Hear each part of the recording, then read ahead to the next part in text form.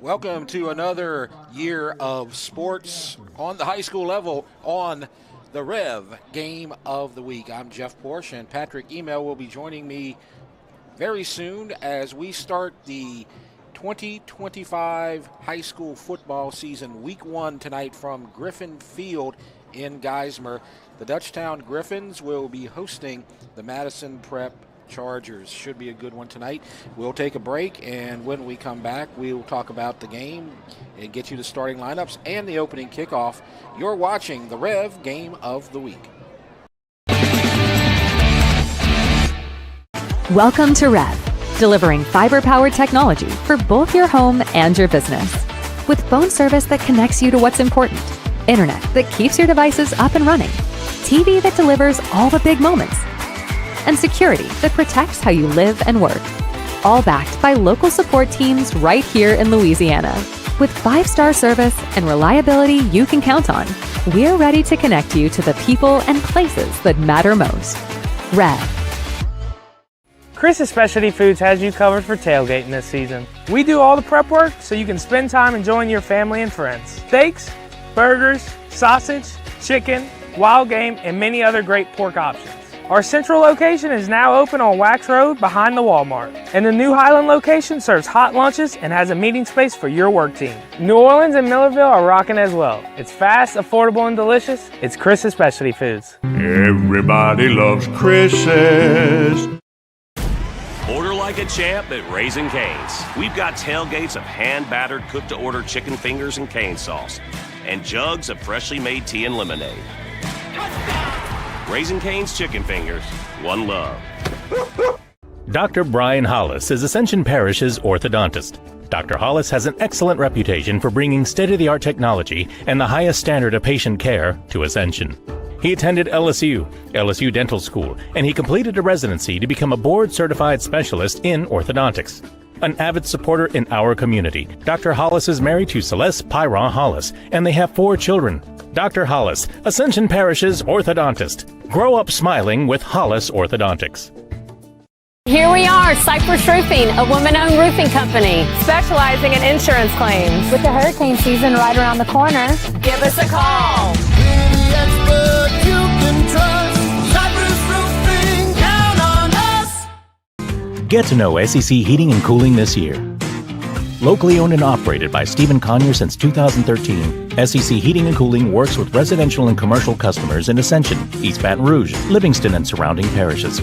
SEC specializes in preventive maintenance, repair, and complete changeout and installation of energy-efficient central air systems. From professional sales and expert installation of central AC systems to repairs and ductless AC systems, we can handle all your needs. For total peace of mind, call SEC today. No one teaches you what to do immediately after an accident. Once everyone is safe, your first call should be to an attorney, not the insurance company. Don't let the insurance company take advantage of you at your time of need. Call the Title Law Firm. We'll walk you through what you need to do in real time. But you can take advantage of the Title Law Firm's 30 years of experience. Before you call your insurance, make a free, no-obligation call to the Title Law Firm. Call 756-0007 when you're injured. You gotta call Title. B.T. Chapman and A.J. Pickett with Advantage Therapy are honored and excited to team up with Dutchtown High School's athletics. At Advantage Therapy, we are dedicated to helping our patients regain the highest possible functional status through one-on-one patient care. Advantage Therapy has spent nearly 2 decades providing both outpatient orthopedic physical therapy and occupational therapy to the people of Ascension and surrounding parishes. From all of us at Advantage Therapy, go Griffins! 90 years. It's not just a number. It's decades of dedication to great service. The local team at REV has been serving Louisiana families and businesses for generations. Our people have the experience to deliver a superior network, which gives you the speed and reliability to live your best life and get more done at work. We're here for your home and your business. You can count on REV. 90 years of building connections.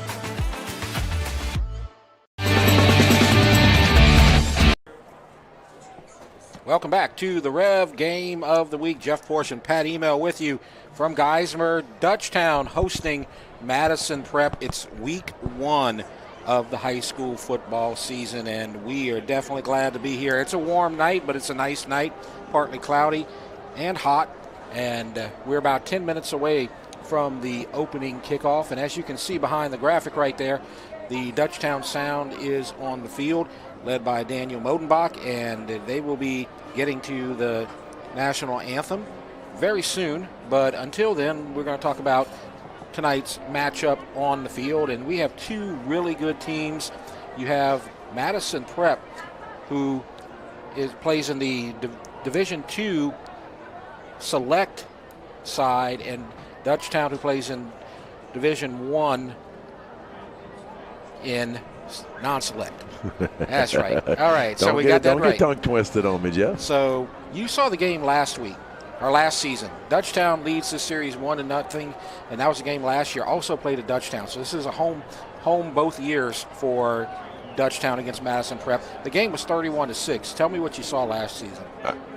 I was surprised by 31-6, Jeff, when I saw that score, because I just remember last year that Madison Prep moving the football, and I remember talking to Chris Harrow and him telling me something along the line that they had 300-plus yards of offense, but they couldn't get in the end zone.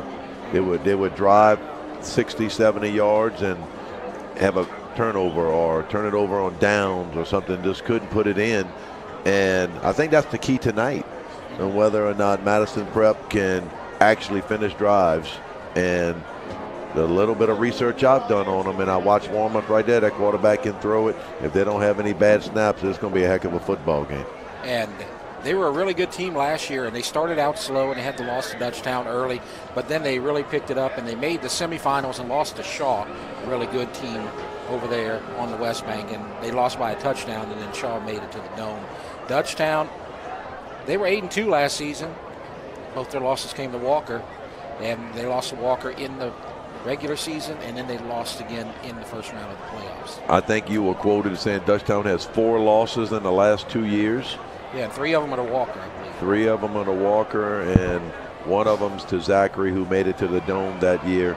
And, man, Madison Prep, they struggled early, but they put it together. I remember looking at them about week 5 or 6, and I saw the score, and they were down by 30.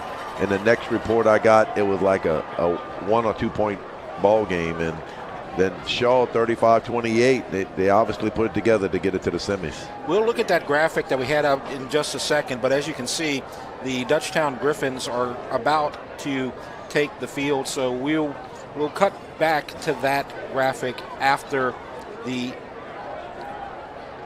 run through the new Griffin in that new tunnel that they have. It looks really nice out there. And as we said, the Dutchtown Sound, now led by Daniel Modenbach, are coming onto the field as well. And here come your Griffins.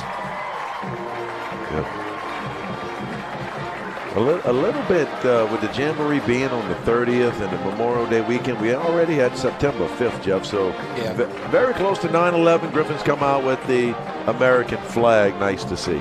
Yeah, and they're wearing their black jerseys. Of course, they have lots of different jerseys. And the Madison Prep Chargers are coming out on the other side, as you can see them in the corner right there. But as we look at the openers, this is opener number 23 for Dutchtown. They're 14-8 overall, 5-6 at home, and on the road they're 9-2. That seems like it would be different, but that's what it is. Now, they started in 2003. Dutchtown won 32-0 over Grace King. Last year, you had Dutchtown and Madison Prep, and Dutchtown won 31-6. And right now, we're going to go to the national anthem.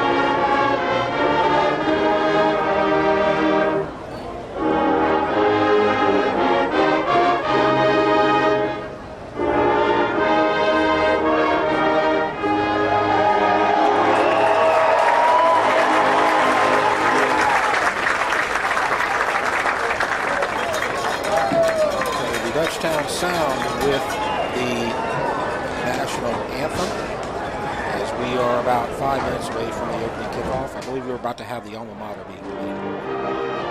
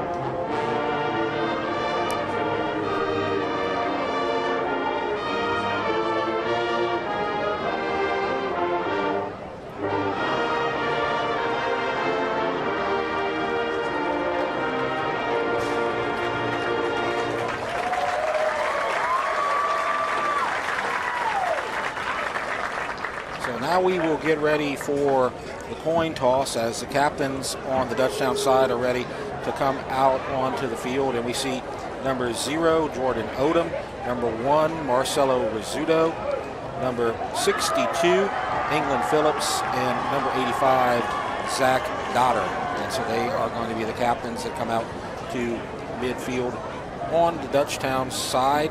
Dutchtown trying to go for the four-peat in district play in the newly created 5-5A, what we call now the Ascension Livingston District. They've not had an outright title, but they have won a share of the title all 3 years. And every year you've had a split title. But Dutchtown's the only team that's had a share of that title all 3 seasons. Yeah. Looking for a four-peat? Well, the shirt said three-peat last year. Yep. Want to bring something up real quick, Jeff. They got 4 captains for the Griffins. 3 of them are seniors. Marcelo Rizzuto, number 1, is a junior. And you don't see a junior captain too often. No. Usually it's a senior, so kudos to him somewhere along the line, whether it's summer workouts or fall practice. He's garnered the respect of either the coaches or the players or both to be able to earn that distinction. I'm not sure exactly how Dutchtown High picks their captains, but I do know they pick their numbers based on the effort in the summertime. Oh, that's interesting. And so Jordan Odom picked number 0, and I don't think he missed a workout. And obviously, if you're wearing number 1, that's one of the prized numbers. Yep. And I know Dotter didn't miss a workout, and he just took a traditional, probably his number as a tight end, number 85. And you saw from the coin toss, Dutchtown has deferred. So Madison Prep will get the ball first. Their captains were Keon Robinson, number 0, number 1, Javen Holmes, and 14, Ryan Verreest, number 51, Michael Robinson, and number 62, Victor Hollins. Now, this team is a really, really good team. And I'm expecting a big battle here tonight just because Madison Prep might be a smaller team and they're a 3A team versus a 5A team. They have as much talent as Dutchtown, if not more. Yeah. They already have 2 D1 college commits on this roster. I don't believe Dutchtown has a commit yet. They're going to come eventually, but before the season starts, you already have 2 commitments on the Madison Prep side. Well, this is, if you want to, we try to do analogies and stuff, Jeff. This is not Florida versus Long Island. No, it's not.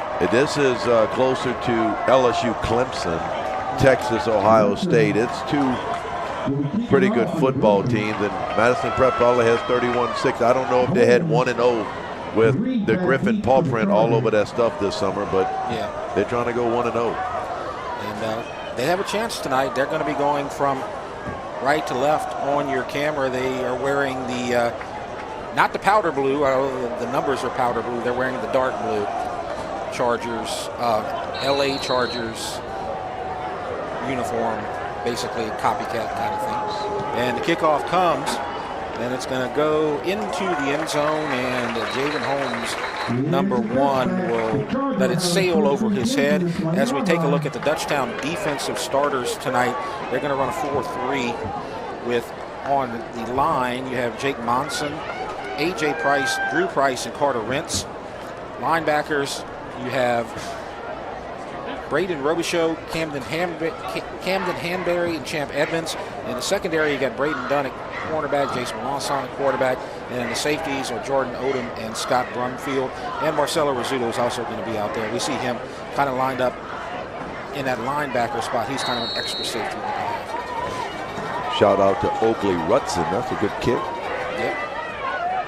Now, you got a really good quarterback on this side for Madison Prep, Landon Johnson, and he's going to go out of the shotgun. And it's not a great snap, but he's just going to go on a design keeper. He's going to get a first down. He's going to get close to midfield. He's going to be stopped at about the 45, 46-yard line. Big run on first down for the Chargers. Wow. It wasn't a true polecat, Jeff, but they took a big lineman and brought him out here. Yeah. I saw a little bit on social media that they our college team flexed out a big lineman and ran him in motion and let him trap the defensive end, and he outweighed by about 70 pounds. That was interesting. But he's at fullback now. So we're going to see what they do here, and they put him at fullback. But good job by number 20, Champ Edmonds, getting the back in the backfield, dropping him for a loss. I believe that was number, hard to see that number out there. We'll check that out. We'll get to that number a little. It's kind of tucked under his pads. But it's going to bring up second down and 11. So a good response after the first down run by the Griffins. Yeah, well, I would think Seven's probably going to have the ball in his hands quite a bit, Jeff, just from the first look at things, Landon Johnson. Now, it looks like number 2's in the backfield, and he's listed as a defensive end, so it may not be that person.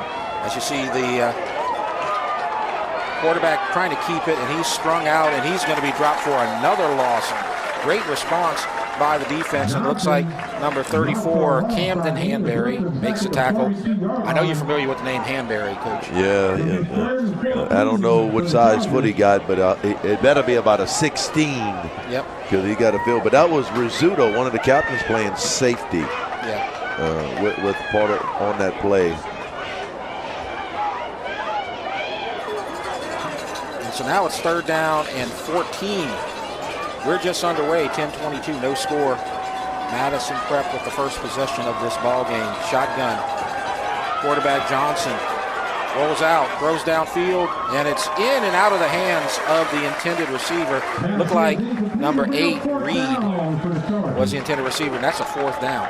Oh, that was closer than you think. That was a nice throw on the other side. Pressure came from 47, Carter Rentz, but it looked like that could have been called for a first down right there. So Dutchtown dodges a bullet after a nice first down run. They are able to stop them on downs, and now we're going to see a punt. Yeah. Hanbury was on the loop. Coach Harrell called a loop from the wide side of the field, forced him right. The left side of the defense for Dutchtown didn't pull him up, enabling him, a 47, to get a sack, and enabled him to at least get that throw off, and that's motion. And you get the punt, and it's short. It's not going to get to Becknell, although he's going to try for it, and he should not have. He may have lost it to Madison Prep.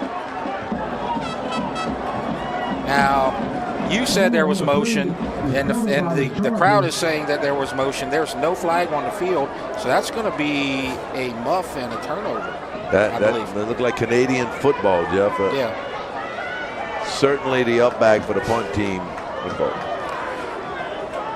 So actually, we're not going to get to the Dutchtown starting lineup because the fumble was recovered by Madison Prep, so they get possession back on the muffed punt by number 32, Peyton Becknell.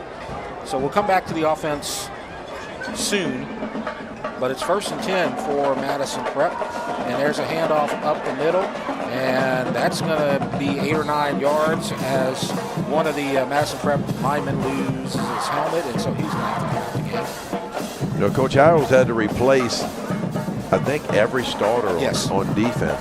All 11 are gone. And that's one thing about 5A football. If you want to be good, you really got to play older. A lot of seniors, maybe 8. And you see the run up the middle.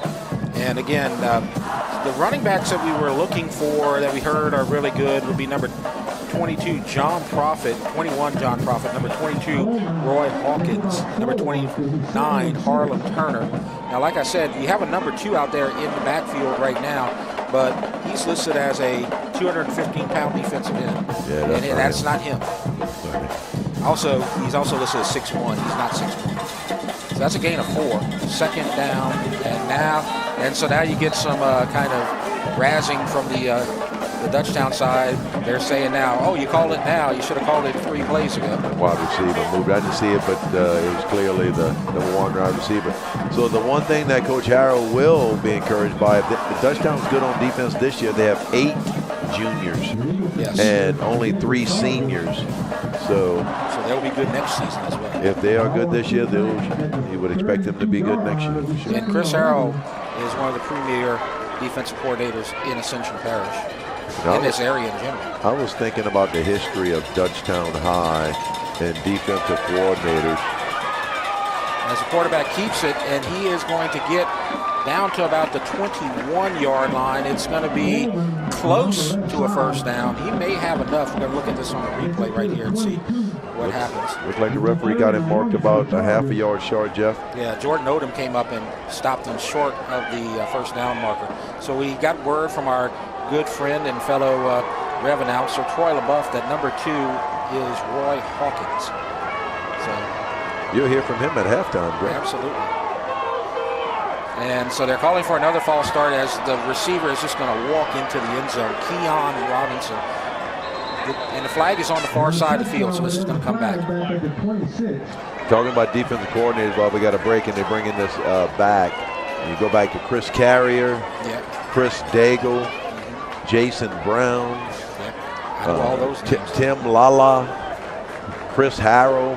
I think that's the gamut of defensive coordinators in the 22-year history of Dutchtown High School.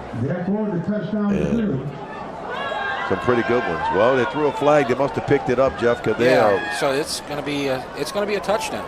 There was a flag on the far side of the field, and a lot of people thought that was going to be a motion penalty.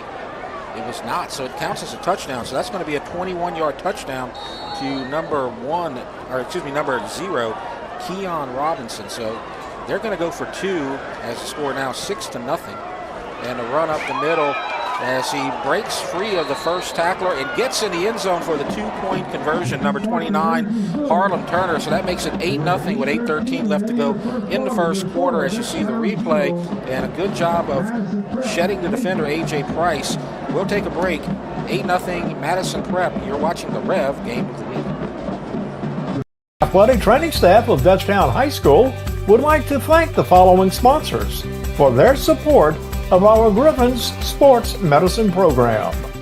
Advantage Physical Therapy, Tata Law Firm, Baton Rouge Orthopedic Clinic Foundation, Cypress Physical Therapy.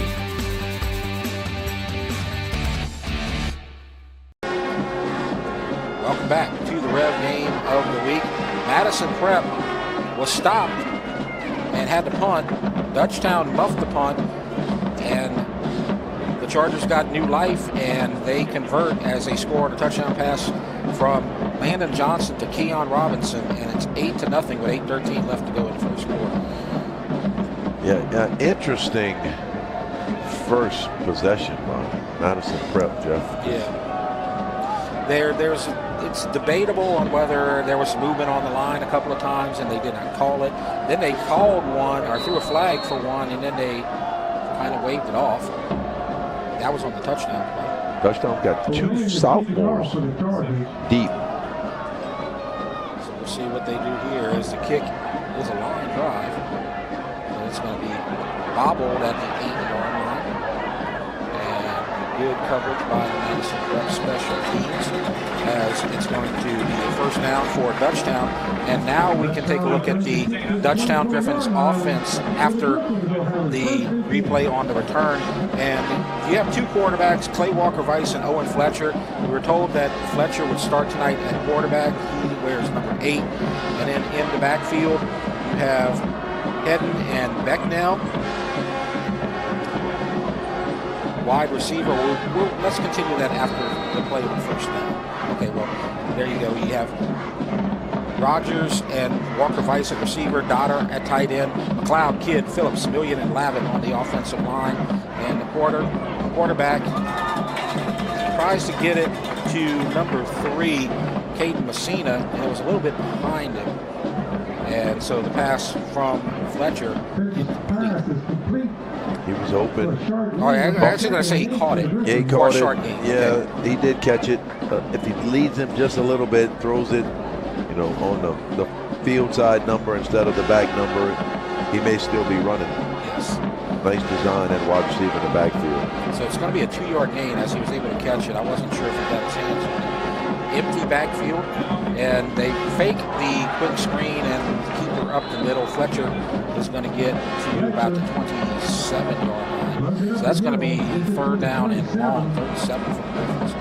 Yeah, they had something that's probably set up for later on. They had a bunch set with the tight end and 2 wide receivers, and they faked the screen, and he was able to keep it. So now you see Becknell coming in, and he's going to come in a slot. You have one back in the backfield. I believe that's Hedden. It is. Fletcher. Now calling signals. Still about 4 seconds left to go on the play clock. And they're setting up the screen. Hedden has a lane inside, breaks a tackle. He gets a first down for the Griffins. Yeah, Jeff, that was, I won't say second effort, but he did a great job of putting that free hand down, that not holding the football. Because if he goes down where his hand is, it's short of the first down. He was able to propel himself for another couple yards and pick up the first down. That gets to the 36-yard line, so it's first and 10 for Dutchtown. Got a score from Shreveport. Santa Maria scores early on Bird. They're up 7-0 on the road with a long road. First and 10. Up the middle. Short gain. Maybe just past the line of scrimmage before he's pushed back. And that is number 32, Peyton Becknell. And it's going to bring up second and 10. There is no gain on it. And so now we're at 5:53, and so we're going to have our hydration break. And so what we're going to do is we're going to go ahead and take a look at District 5, 5A, and District 6, 3A, as those are the respective districts for these two teams. And like we said, you have the Ascension Livingston district in 5, 5A with the Ascension Parish Schools with Denham Springs, Live Oak, and Walker. Madison Prep plays in that 6, 3A district with a lot of teams in the Baton Rouge area. Glen Oaks, Helix Mentorship, Collegiate Baton Rouge, Madison Prep, of course, Parkview Baptist, Port Allen, and UI. I think we'll see Collegiate Prep in a couple weeks for homecoming for Dutchtown, week 4, I believe. And of course, the highlighters in that 6-3A district, Madison Prep, Parkview Baptist, and U High. Yeah, you would expect the Madison Prep U High game to be the game for all the marbles in that district. Parkview they're a good program, but they've been kind of down in recent years. Got a new coach this year. So we'll see how he does. We're going to see them next week on the Rev Game of the Week. They're taking on Prairie.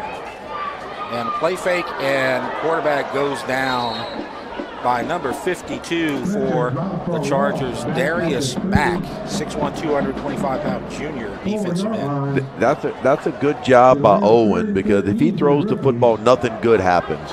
He was able to tuck it because they had a defender in his face, and the slot receiver that he tried to hit on the little quick arrow was also covered. So now it's third down and long, 3rd and 13 for the Griffins. They already trail 8-0. This is their opening drive of the game. Hedden goes in motion. And the quarterback's going to keep it, breaks a tackle, breaks another tackle, and he's going to get a first down, and this drive stays alive. What a run by Owen Fletcher, the junior quarterback. Yeah, Dylan Champagne got hurt last year, Jeff, right before the playoffs started, and so Owen got his first start, and his feet, I mean, he's a soccer kid, so you got to have good feet to be soccer.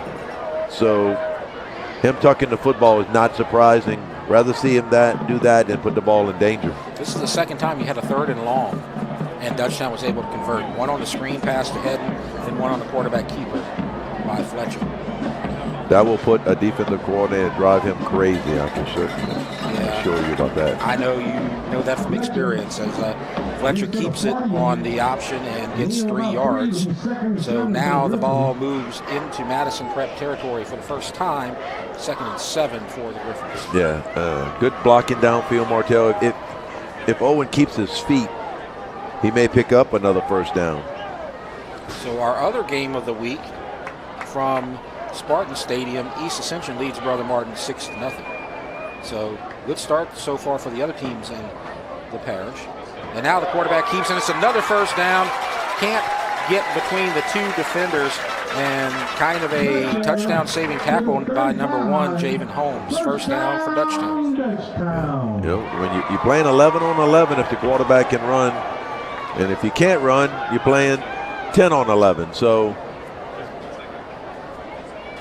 it's beneficial for the offense to have that guy that can tuck it and run it for certain. Fletcher doing a good job. He's completed a couple of passes. He's run for a couple of first downs.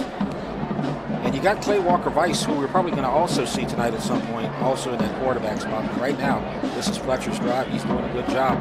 Quick screen, and Becknell breaks a tackle, and he's going to be close to another first down. I mean, he was tackled, looks like about a yard and a half shy.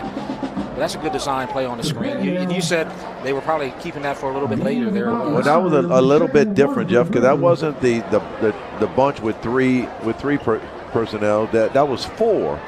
That's what LSU ran last week when they put 4 people on one side and Trey Dez on the other. Of course, I wasn't watching the game. I was in Ruston watching the Lions and the Bulldogs. Yep.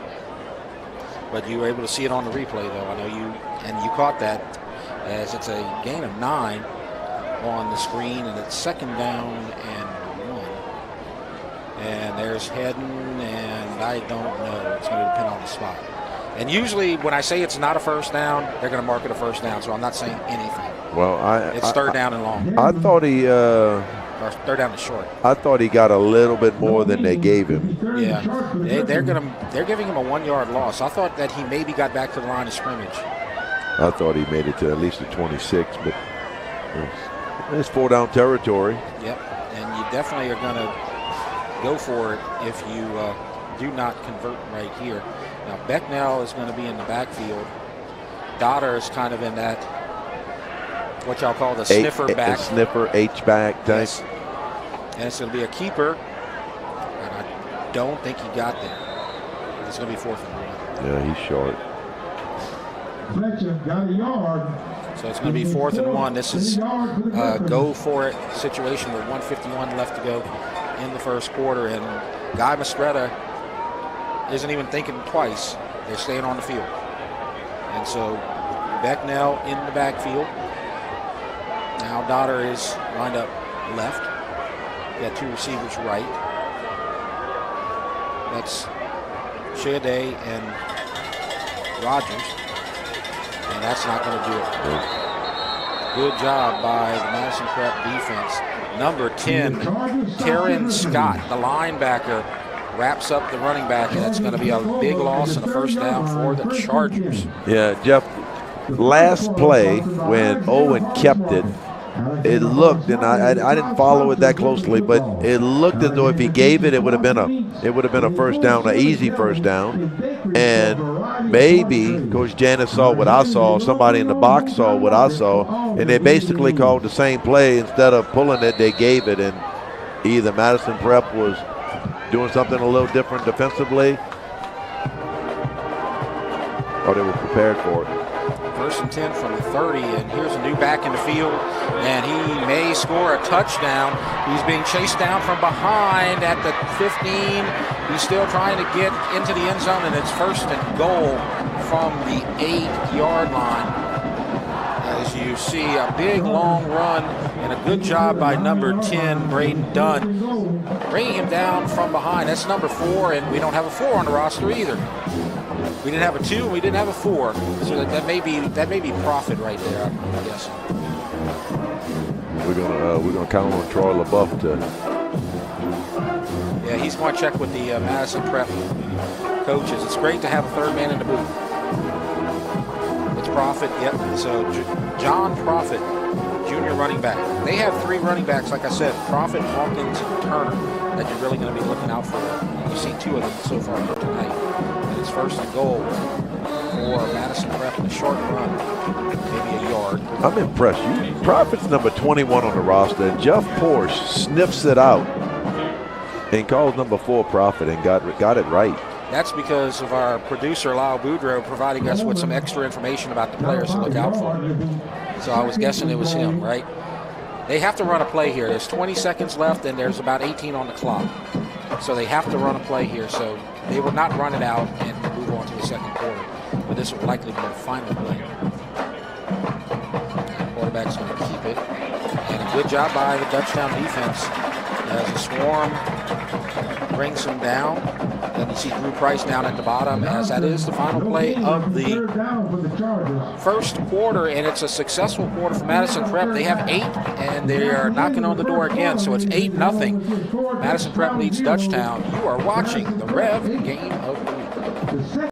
Athletic training staff of Dutchtown High School would like to thank the following sponsors for their support of our Griffins Sports Medicine Program.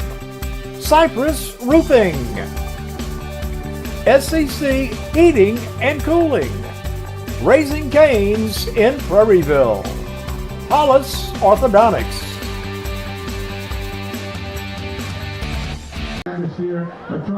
Welcome back to the REV Game of the Week. Madison Prep trying to extend their lead, 8-0 on the first play of the second quarter, which is about to come. As we talk about Dutchtown, though, the home team, they play in 5-5A. And as we said, they were district champs, and they split the district with Santamon. As you see, both of those teams made the playoffs last season. And you had everybody but East Ascension and Prairieville make the postseason. Walker was the only team that advanced. So it was a tough year overall for 5-5A, as most teams were eliminated didn't get past the first round. Looking at East Ascension, they had a new staff come in, and you're trying to set your culture, whether it's a different culture or a new culture, it's still setting your culture. So they're already up 6-0 against Brother Martin, and Brother Martin, you would expect to have a pretty good football team. So now it's third and goal from the 8. Madison Prep trying to score another touchdown. That's Profit. He won't get there. Now this is going to be interesting, Coach, because they didn't kick the extra point. They went for 2. So I'm guessing their kicking game is kind of suspect. I would think so. The kickoff didn't do too bad, but it didn't. I don't know if they got higher than the uprights. Yeah, they're going for it. Ball back at about the 9, so it's 4th and goal from the 9. Big play for Dutchtown. And the quarterback under pressure has to get rid of it too soon as they try to get it to Robinson on the post into the end zone. And there's no penalty and a turnover on downs. Safety blitz by Owen Fletcher off the edge. Coach dials up the fire blitz. Was that Rizzuto? Rizzuto. Yeah, number 1, I believe that was Rizzuto. So, captain, junior, pointed that out. Yeah, he's been around the football tonight. He's done a great job. Now you know why he's the non-senior captain on this squad. As a big break for Dutchtown. I had him in class last semester. I'm not surprised by that. So now Dutchtown's in a hole. That's the bad part about the turnover on downs, now you are in the shadows of your own end zone, and you better get it out of there before you have to punt and give up bad field position. So let's see what happens. And it's going to be maybe a short gain, maybe no gain. And so that's going to bring up second down and long. Dutchtown had an impressive drive to start the game, but they got down just past the 30 on the other side of the field, but then they got stopped on fourth down. Well, you got to remember, though, they converted on 2 third and 10-plus yards. Yes. So you can't make money betting on that. Fletcher, he's still a quarterback, and they're going to swing it out, and Becknell can't hold on. He's got to hold on to that right there. Well, if you look at him right now, he's kind of grabbing his right shoulder. On the last play, he was grabbing it, and then they threw the ball to him, and I don't know if that had an impact, but you would have thought that ball hit him in the hands, he would have caught it. So yeah. Maybe that shoulder is bothering him a little bit. Well, he got beat up a little bit on that fourth down run as he was stopped. Didn't really have a chance. Looked like he's talking to the trainer. So now you got Hedden in that spot, and we have a whistle and a flag on the defense. That'll help. That make it 3rd and 5, Jeff. That's a break for the Griffins. Yeah, like doing that cadence. We talked about at the beginning of the drive that Dutchtown converted 2 third and 10-plus. Well, this helps. 3rd and 5. Yep. Look for the quarterback keeper right here, because that pass rush is getting to him quickly, so he has to tuck it. So it's either going to be a little quick pass or a run right here by the quarterback. Little rollout. How about that? And it's picked off. What a play. And I believe that is going to be Johnson, the quarterback, number 7, coming in on defense, playing a safety spot. Let's look at the replay. And a good job by I think that's number 7. Yeah, I agree with you. Tell you what, Jeff, he did a great job. He covering the flat, and when Owen released it, he came back to toward the hash mark, and was because Dutchtown had 2 guys open, but that's a tremendous athletic play, and we basically back to where they were on 4th down, and almost like they converted it. Yeah, that's literally the same spot, except they were on the other side of the field to start that series of games. And that's a 1st and goal from the 10. So deja vu. With 10:31 left to go. Good eye, coach.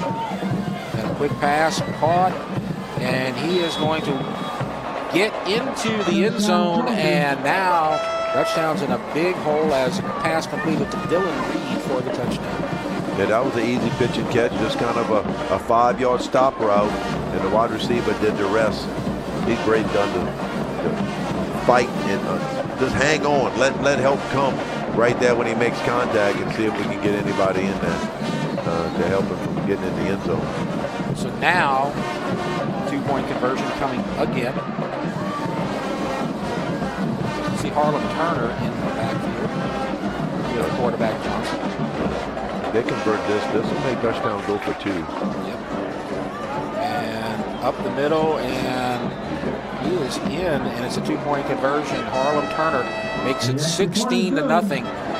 Madison Prep attempting to spoil Dutchtown's season opener on the road. And we'll take a break and come back for the kickoff. You're watching the REV Game of the Week. Athletic training staff of Dutchtown High School would like to thank the following sponsors for their support of our Griffins Sports Medicine Program. Advantage Physical Therapy, Tata Law Firm, Baton Rouge Orthopedic Clinic Foundation, Cypress Physical Therapy.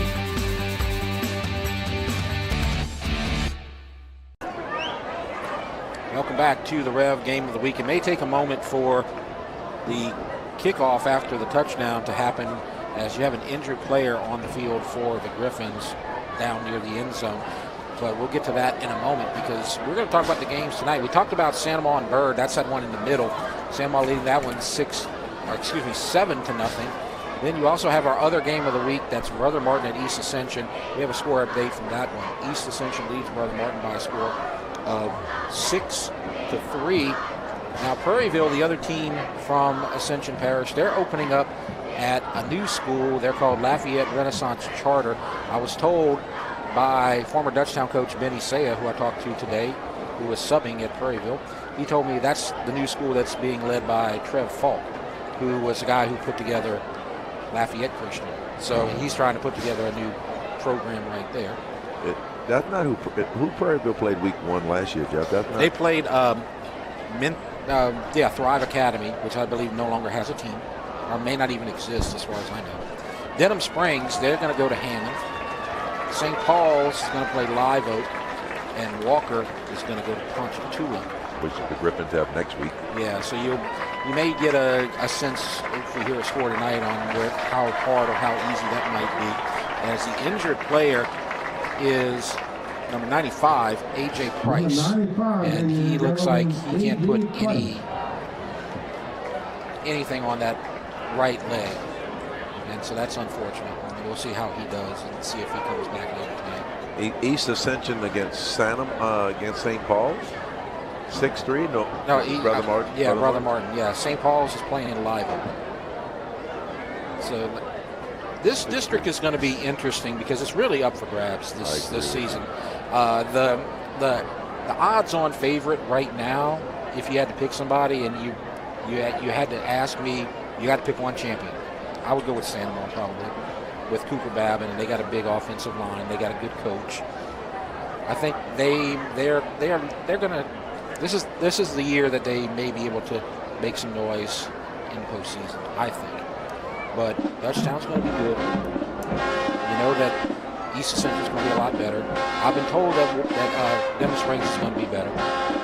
Walker's always going to be good. I wouldn't be surprised if everybody's 4-4, 5-4, whatever. Yeah, it might be hard for Live Oak and Prairieville. Of course, Prairieville's only in their second season, so they're still kind of in that building mode. East Ascension, another touchdown, and 2-point conversion. Yeah, it's 14-3. So I'm sure that Swack and Jimmy are enjoying that game so far. Of course, on this side, we're hoping for a little bit of offensive magic from the Griffins here on this drive. And you said that you had seen the other quarterback, Walker Weiss, maybe getting ready. I see him with a helmet on over at about the 40-yard line. He was strapped up, even though Owen is closer to where the football is going to be put in play. And we would expect both quarterbacks to play. And that hit off the helmet, but we have a whistle. And so that's going to be a penalty on Madison Prep. And thank goodness. That ball hit him. That ball almost went to the entire coverage team. Ahmad Robertson. I think that he probably knew because everybody had kind of stopped already. We're going to give him the benefit of the doubt. Yeah, I think he was like, this didn't count. Pop. I know this much, though. Dutchtown come back and win this football game film. They will have fun with that. That'll be replayed several times. Yep. That's kind of the way it goes sometimes.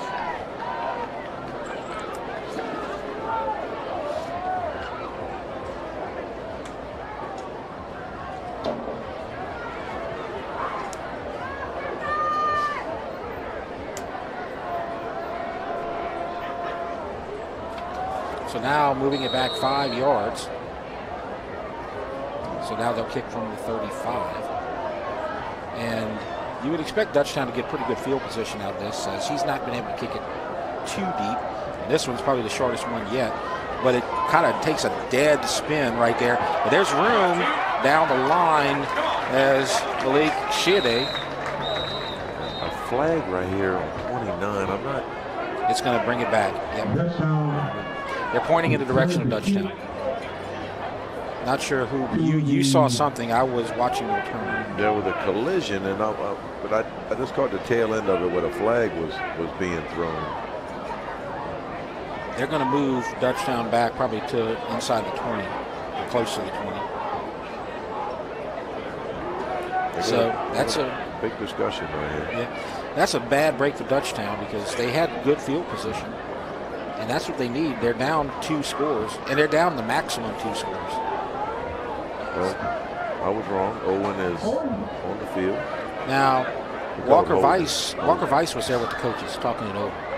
It was holding on Dutchtown. Yes. And so now, Dutchtown is going to be pushed back, like I said, to around 20. They're going to say the 18-yard line. So 82 yards away from making it a 1-score game. And I have no idea what the coach's rotation plan was. If they had a rotation plan last week, both quarterbacks played. But what you don't want to have happen is a quarterback looking over their shoulder while they're playing. And so he throws an interception. If you're already planning to take him out, it's one thing. But if you're taking him out because he made a mistake, now you got him looking over his shoulder. So it's a tough decision. And this is a face mask. I think that was pretty obvious. Dutchtown to take that. Somebody grabbed the quarterback by the face mask. 15 yards. I think everybody saw it because it happened facing the Dutchtown sideline. At the 33-yard line, where Dutchtown had it, 1st and 10. They got some fireworks over there with East Ascension Brother Martin. Another score. Brother Martin this time. It's just a field goal, though. No, 14-9. Yep. That's a touchdown, wasn't it? Oh, yeah. Yeah, you're right. It was a touchdown. That's right. So Fletcher rolls out. He is under pressure, and it's out of bounds. Looking toward Martell Rogers. Something was a little off on that, Jeff. Yeah. That was the same design rollout you saw on 3rd down on the previous possession. That pass that was intercepted. It looked like he caught the snap when he wasn't expecting it. Perhaps. Ball's at the 33-yard line after the 15-yard penalty, but that incompletion is going to make it 2nd down. 10. Dutchtown moved the ball on their opening drive, but their second drive was stopped by an interception. This is the 3rd drive of the night. On the Madison Prep side, 2 drives, 2 scores, 2 two-point conversions. And again, there's problems with the snap, and it's 3rd and long. Yeah, high snap through the rhythm of the playoff enabled Madison Prep to get in the backfield. That was 52. Darius Mack, we called his name once already tonight. He's very active on this field. And so now it's 3rd and 15. Dutchtown's got to get to their own 43 to get the 1st down. Now, we've seen them convert on 3rd and long twice so far tonight. Both plays were right up the middle. Yeah, I sense a screen because Madison Prep's been getting pretty good pressure. See a screen ahead. And it's actually complete to Walker Weiss and makes a couple of cuts past midfield. And that is Derek Walker Weiss, not Clay Walker Weiss, the brother who plays wide receiver. And look how far he gets downfield. They're marking him at the 39-yard line. Look at this. It was a little bit behind him, does a good job, makes a good spin move to keep his momentum, then makes a couple of cuts, and Dutchtown's in business. Nice design. I thought I was having it right because it threw. Head was coming this way. Yep. But it pulled that linebacker out to the running back and threw it right behind where the linebacker left. Good throw and catch and run. And so 1st and 10 for the Griffins. 2nd time they're on the Madison Prep side of the field tonight. And we have a whistle. And so the penalty will be against, looks like the Griffins. Ooh, Dutchtown had a good play. Yep. Is that a play action right there? Yes, it was. And 24 is letting everybody in the secondary know. Who's that? Christopher Barber. At the 44-yard line will be 1st and 15. So now it's 1st and 15.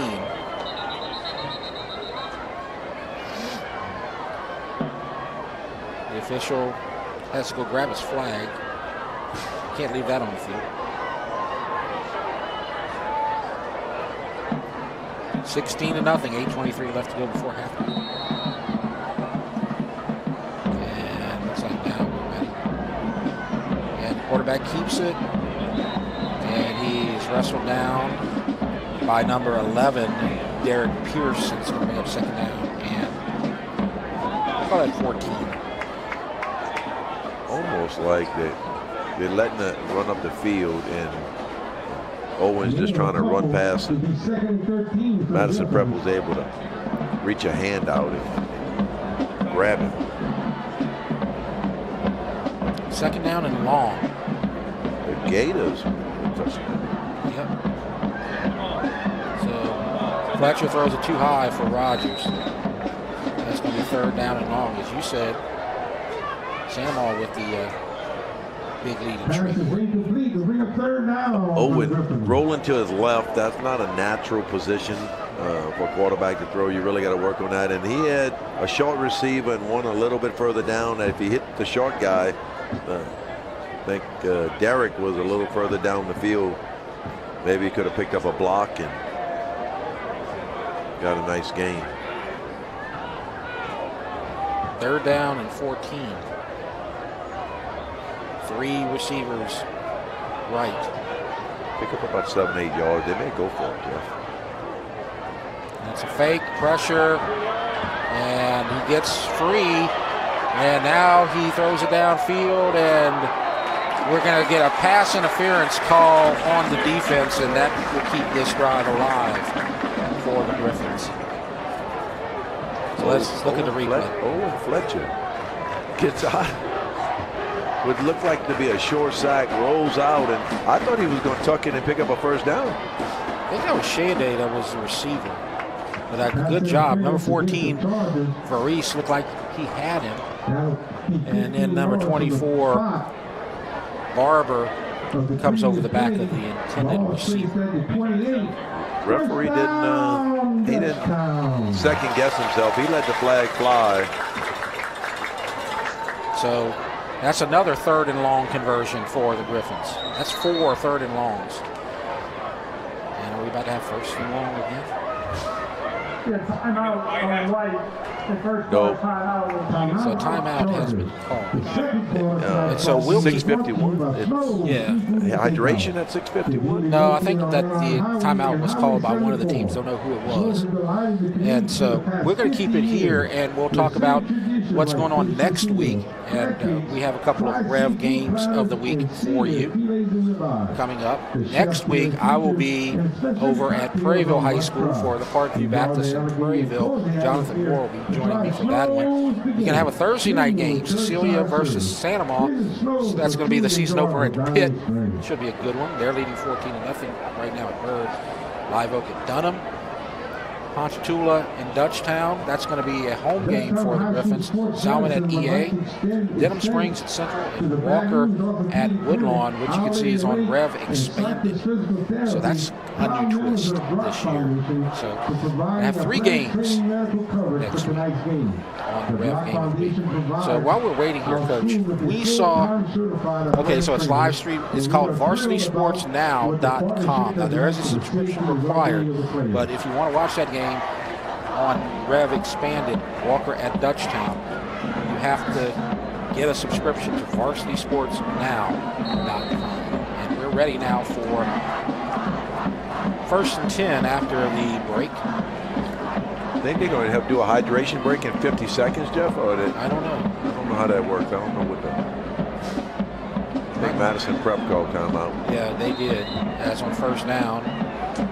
Run into that big brick wall at the line of scrimmage again. That was Becknell. It seems like every time Becknell gets the ball, he runs into the wall.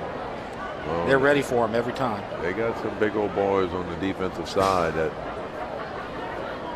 could form a wall. Absolutely. It's 2nd down and about 10.5. That's not quite a 1 yard loss. Becknell's going to come out. No, he's actually going to line up in the slot. He might be relieved to know that he's in the slot right there. Hedden will be in the backfield now. This has been a sloppy situation right here. Really, that's not sloppy right here. It looks like is that the hydration break right there?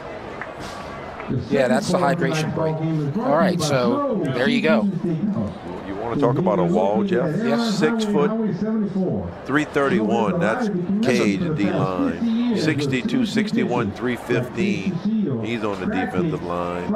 And 6'3", 305 is on the line. They got 1,000 pounds.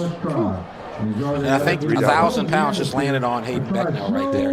Now, Dutchtown on offense hasn't scored any points yet. They've moved the ball, but you and I last week were at the Jamboree game against Prairieville, so we were able to watch this team. This team's offense had some trouble scoring points. They won the game against Prairieville by a score of 9-7, but they scored one touchdown, and it was on the final play of the game on a touchdown pass to Derek Walker-Weiss. And so that was a bit of a surprise with that outcome. And this offense is still trying to get their first points of the season in the regular season, trailing 16-0. I think Guy would like to just have a score before half, because you're getting the ball to start the second half, and if you can get some kind of rhythm and quit having the flags on the ground and have some positive yardage on the first and second down, so you're not in. And here we are at 3rd and 11. And that's Ryan Verreest on the tackle. And now we're going to get another break. So I believe, I thought that Dutchtown originally had called the previous timeout. Now we're going to have another break for a hydration break. So I think both teams have called a timeout. And now we're at the official hydration break. And so we're going to keep it here. Why not? This is 3 plays in a row with a break. So now we're going to take a look at the upcoming live streaming schedule for Rev Sports. And we kind of gave you a little sneak preview of what's going on out there. So next week we're going to have Cecilia and Santa Maria. That's going to be a Thursday night game at the Pit. And that allows us to have 2 games on Friday night. And so I'll be at Prairieville, Parkview Baptist versus Prairieville. And we're going to have Port Allen and Donaldsonville. Troy, you going to be on that one? Are you going to be at the Donaldsonville game? Nope. Okay. Just wondering about that. Oh, well. Okay. There you go. So in 2 weeks, we're going to have Collegiate at Dutchtown. That's homecoming. And then John Kennedy at Santa Maria. You can see right there, Rev Sports 1, subscribe on YouTube. Rev Sports 2, subscribe on YouTube. The games will be played live on YouTube, and then they'll be replayed during the week. Homecoming week 3, not week 4. Yes.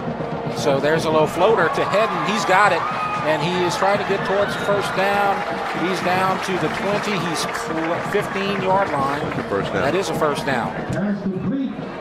And you see the low floater, and he had a little time. And so that's a good timing right there. Hedden gets the first down. So now they're in the red zone for the first time tonight. Moving the football. They started inside the 20. Methodical. Quarterback, Fletcher, in trouble and kind of zigzags and won't get back to the line of scrimmage. There's just so much pressure. And you talked about it. They got some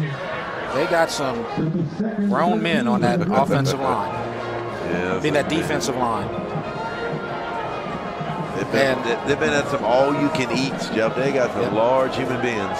And Dutchtown's offensive line is 240, 250, 280, 255, 260.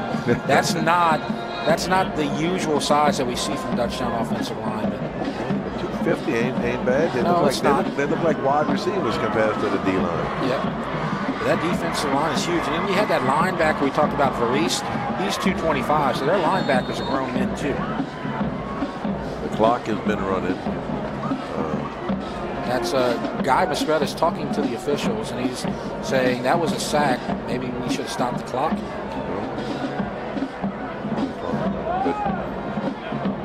Now he's talking to, you can see him in the bottom or mid left side as the play is snapped, and it's an incomplete pass.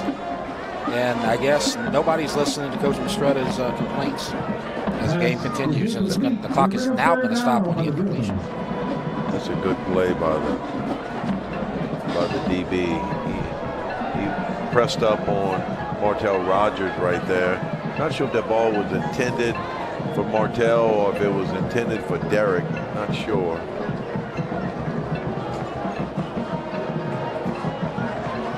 now it's 3rd and 13. And that's Becknell. And that play busted up. I believe that's number 10, Terrence Scott. Ball is caught. And so it's going to be 4th and long. Might be a field goal situation. Madison Prep short on numbers. I think most of those D linemen also play O-line, Jeff. So we'll see whether or not that takes a toll in the late 3rd, 4th quarter. And so Rutson's going to come in and try a field goal from the left hash. We know he has the leg to make this. This is a 38-yarder. He looked good last week when he hit that. But that timing is off. They would have make it. It is wide right and a late flag after the play. The kicker's no good. There's a flag on the play. It was thrown in the backside of the defense, and they're pointing towards Madison Prep, at least the Dutchtown side. Would this be another unlikely conversion? I looked at the referee, and he was only 5 yards from the line of scrimmage, so it wasn't too terribly far downfield. I don't know if there was a hands to the face, but he threw it and immediately started walking toward the Dutchtown sideline, but he was walking toward the white hat. He was positioned on this side. That's a personal foul. That's a first down. Well, half the distance, I don't know. Is it an automatic first down? I would think a personal foul is an automatic first down. They're at about the, 21-yard line, so it'll be a 10-yard penalty. They got to get to the 6 to get a first down. But apparently, it's going to be an automatic first down for the Griffins. So 3rd and long and 4th and long. How many have they made so far? This is at least 4 or 5. This is probably number 5. Well, maybe Dutchtown ought to just tell them put the sticks at 3rd and 10. Yeah. Because that's been their best option here tonight.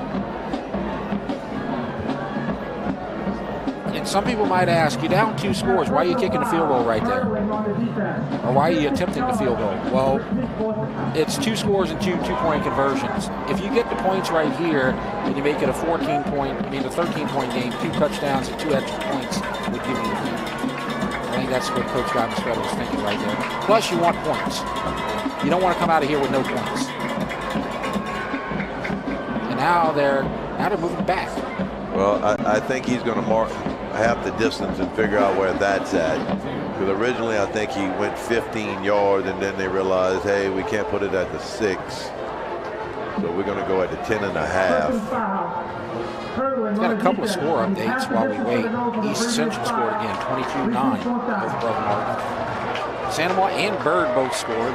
Now our score 21-6 in Shreveport. And now it's going to be a 4th down. So it's not an automatic first down, so Dutchtown's going to kick it. Yeah. Now the snap was high and the kick was kind of rushed and it was pushed wide right. It was long enough. Now you're kicking from the center of the field. And that is a good snap and hold and kick, and it's good, and Dutchtown gets on the board. So now our score is 16-3. Madison Prep stays on top. But 3:18 left to go before halftime. We'll take a break. You're watching the REV Game of the Week. Athletic training staff of Dutchtown High School would like to thank the following sponsors for their support of our Griffins Sports Medicine Program. Advantage Physical Therapy, Tata Law Firm, Baton Rouge Orthopedic Clinic Foundation, Cypress Physical Therapy.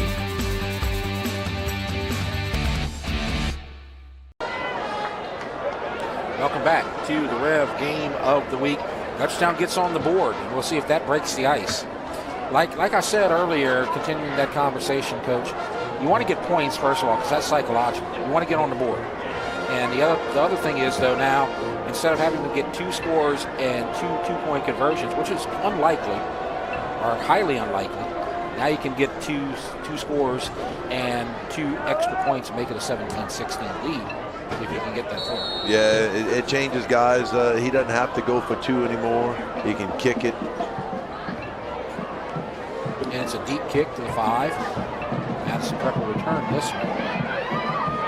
And there's a lane outside, cuts back in, and he gets to the past the 45.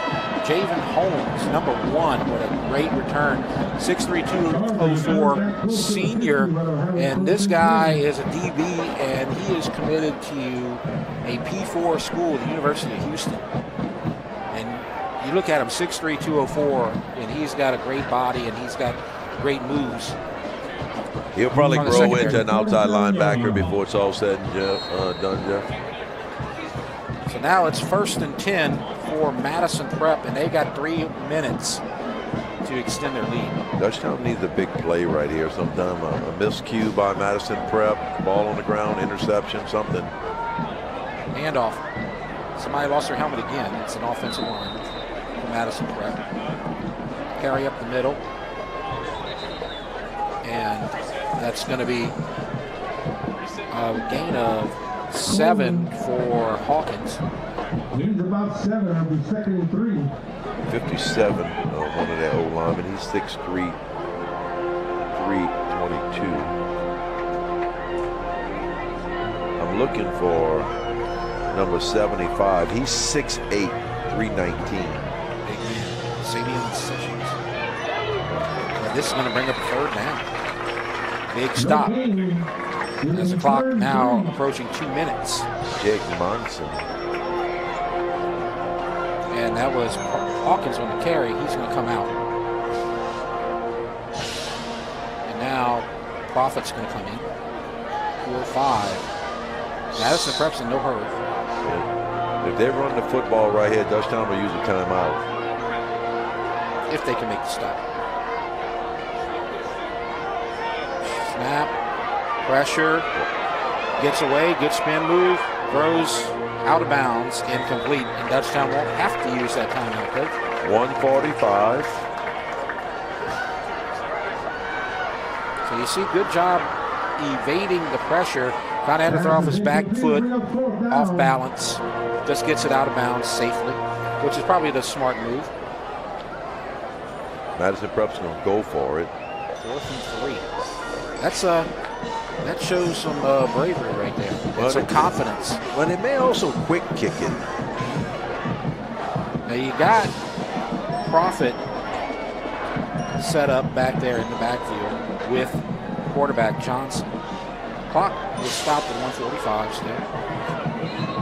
I think they may be looking for that, and now Madison Prep will call a timeout. I think that you had all 11 in the box, Coach. So I don't think that they were really fooled by what was going on there.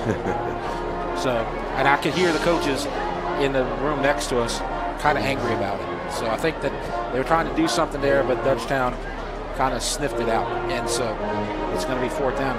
We'll see if they punt right here. We are 1:29 away from halftime. Oh, no, they're going to move it back to 1:44. I was like, why did the clock run? But now they moved it back to 1:44. But at halftime, that's coming up soon. The Dutchtown Sound will be performing. And so I'm sure that we'll get some of that program. And we are joined by also Troy LaBeouf, who is working tonight, reporting the game for the Advocate. And so we got our 3rd man in the booth who has helped us out getting some numbers and IDing some players. And we'll ask him what he sees tonight. Number 5 right here, wide receiver, Jeff, during that break. He was cramp stretching, which, I mean, it's warm tonight and probably been playing both ways. They're going to go for it. And it's a design keeper, and he's got all kinds of room to the 25. And nice move, nice stiff arm, and a touchdown for the Chargers. And Landon Johnson. Watch the move right here. Nice stop and go, and then the stiff arm on the DB, Odom, and it's 22-3. Look at it again. Dutchtown coach was saying he may have stepped out. We didn't get that on film. Yeah, I didn't quite see that. You know, a lot of times, Jeff, when you short yardage and you can go back to Riggins in the Super Bowl, if you can just crease it, And there's not a whole lot of people because Dutchtown's committed so many people to the run. And if you don't get them, they're going to get you. Yeah. And we got a whistle, I think, as the running back gets into the end zone. I thought I heard a whistle. There's a late flag. And I believe they said the conversion is no good, but we got to hold on. Well, it's definitely a dead ball after the play, so I don't think they'll be able to. Yeah. So let's wait to sort it out before we take a break. They're talking it over with the white hat. And it's waved off, so there's no penalty. So we see the replay, no good. And I believe they said his knee was down before he got to the end zone. It's 22-3. Let's take a break. You're watching the Rev.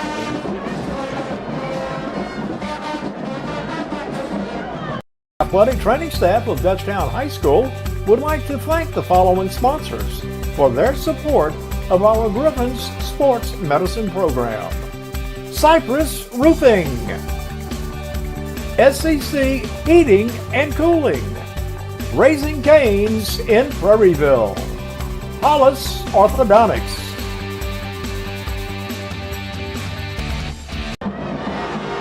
Welcome back to the Rev Game of the Week.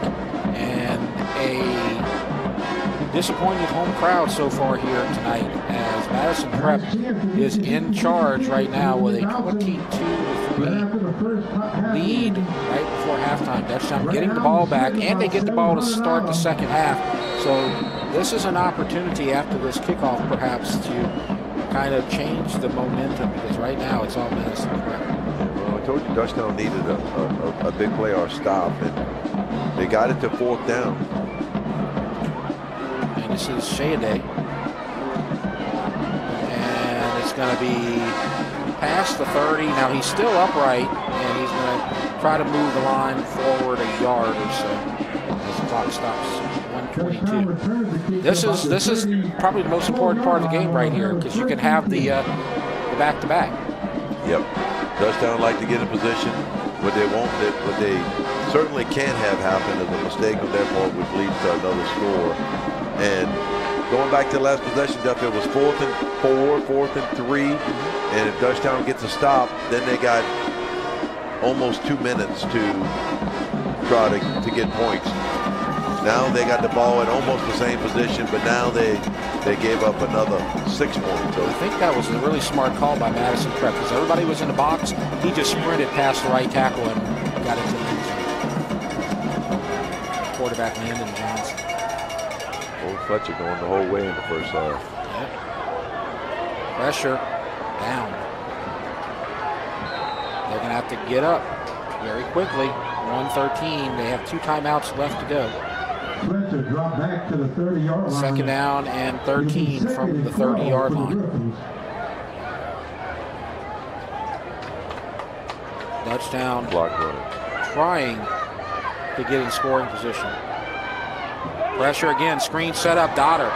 He's got lots of room. He's to the 40, he's to the 45, and gets to midfield. Good play by the Griffins. Every time it's long yardage, it seems like Dutchtown converts every time. Now that was not 3rd down, that was 2nd down. Yeah, and I was a little early on the screen. That's a good screen play right there. I know they like Zach Dotter. Done a good job in the offseason after being hurt at the beginning of last season. Now there's a reverse, and there's lots of room. Can he throw a block? He does, and he cuts inside the 30 to the 20. He's going to score! And there's Dutchtown's first touchdown of the season, and that is sophomore running back Landon Ruffins on the reverse. And he makes a great move and had a convoy of blockers up ahead of him. 50 yards, Jeff. Yep. I think Lou Holtz used to say, never let them run the reverse before you do. Yep. And so Dutchtown gets the reverse in. That's why he's deep on the kickoff. Man, he can run. That's a sophomore right there. They got 3 years of that guy. And he's got some speed. Now the extra point. It is good. 22-10, 26 seconds left. We will take one more break for halftime. You're watching the Rev Game of the Week. Athletic training staff of Dutchtown High School would like to thank the following sponsors for their support of our Griffin's Sports Medicine Program.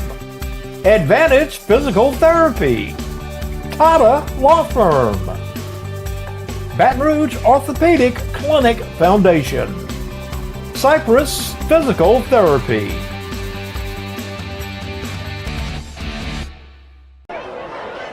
Welcome back. It's 22-10. Dutchtown back in this game. But, Coach, did they give Madison Prep enough time to score again?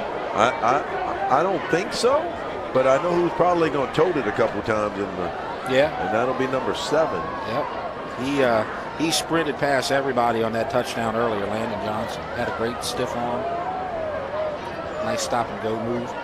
Dutchtown's hoping that their numbers will win out because Madison Prep looks to be not deep. Not deep, and they look to be a little winded at this point in time, but it's late. We'll see with the second, third, and fourth quarter. And the bounce. And it goes to the 25, and the flag will probably bring this one back as it gets past midfield. That is Profit on the return. He's a nice-looking kid, too. Yep. You saw the flag fly across the screen. Usually that's on the return team. I would think that's Hogan. If they do, and they push this back, that's a big break for Dutchtown because Madison Prep is definitely in scoring position. And like we were talking about, this was the back-to-back. And getting a score right here, plus getting the ball to start the second half. If they can keep them out of the end zone right here on this last 16 seconds, next time Madison Prep gets the ball, the score might be 22-17. Yeah, that's talked about Dutchtown needing a big play, and that fourth down will come back to haunt you because you convert there or get a stop there, then it's 16 to 3, and then you get that reverse touchdown, and now it's 16 to 10, and you're getting the ball back. So that touchdown on that fourth down play was huge. 1st and 10 for the Chargers, trying to get more points before halftime. Johnson, he's flush, throws deep. He's got a great arm. He's got a receiver down there, and it's caught, and it's a first down near the red zone. Boy, that ball was pretty, Jeff. That was beautiful. That was a nice throw. Nice catch. They had guys open on both sides of the field. They got some athletes on these teams. I believe that was Robinson again. And Robinson, he's a Grambling commit. He's a 6'1", 190 senior. And they're right at the red zone, 20-yard line. 7 seconds left. Now you know you're going to get a shot at the end zone. Probably a fade to the end zone right here because they're not going to kick. I think we can safely assume that at this point. They got one timeout left. Fade right. So it would have to be something quick. Well, they do have a timeout left. Flush. And goes into the end zone, and it's a jump ball knocked away by Braden Dunn, number 10, and that will get us to halftime. So Madison Prep does not score. There are no flags on the field. We're at halftime. As you see the replay right here. And knocked away by Dunn. Great play trying to get to Robinson again. Halftime at Griffin Field. It's 22-10. Madison Prep with the lead. We'll take a break and we'll have our halftime show. You're watching the Rev Game of the Week. Rev presents the Action Minute. Here's the Clinical Director of Action Therapy and Wellness, Haley Leindecker. And I'm here to show you some of the services we offer to help get you out of pain and back in action. Dry needling involves inserting thin, sterile needles into trigger points within muscles to release tension, reduce pain, and improve movement. It's highly effective for muscle tightness, chronic pain, and headaches. Joint manipulation. By applying a quick, controlled force to a joint, we can restore mobility, reduce stiffness, and relieve pain. Cupping therapy uses suction cups to increase blood flow, reduce muscle tension, and promote healing. With instrument-assisted soft tissue mobilization, we apply targeted pressure to break down scar tissue and speed up recovery. Action Therapy and Wellness specializes in physical therapy, sports therapy, occupational, and hand therapy. Just remember, no referrals needed. Give us a call today.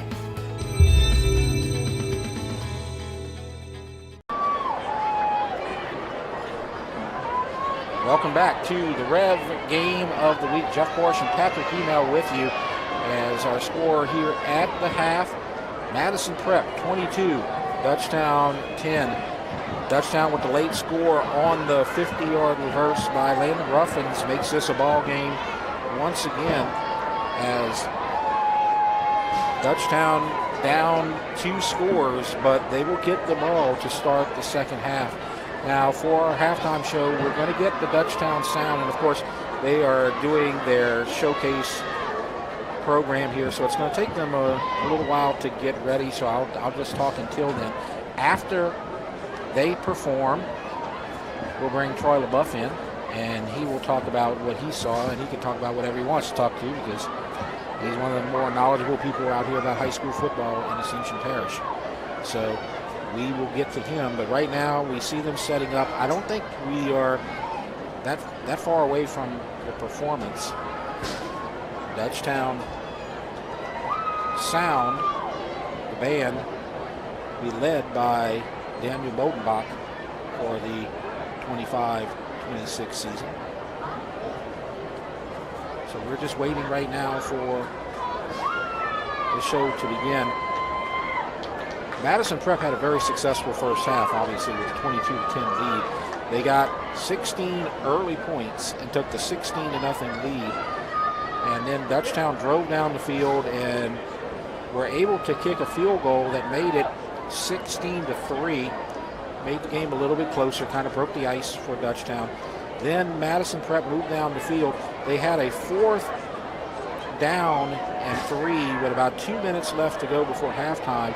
And a stop by Dutchtown would have given them the ball back near midfield, but the quarterback, Landon Johnson, was able to run 40-plus yards for the touchdown. Made a really nice move on the DB, and then that made it 22-3. Dutchtown came back on that reverse by Landon Ruffins, and now our score is 22-10. So now I believe we have the public address announcer introducing the Dutchtown sound. So I'm going to go and send it to the public address announcer and the sound. Will Malonson, Will Kemper, Hayden Hernandez, Jordan Uri, and Justin Boudreaux.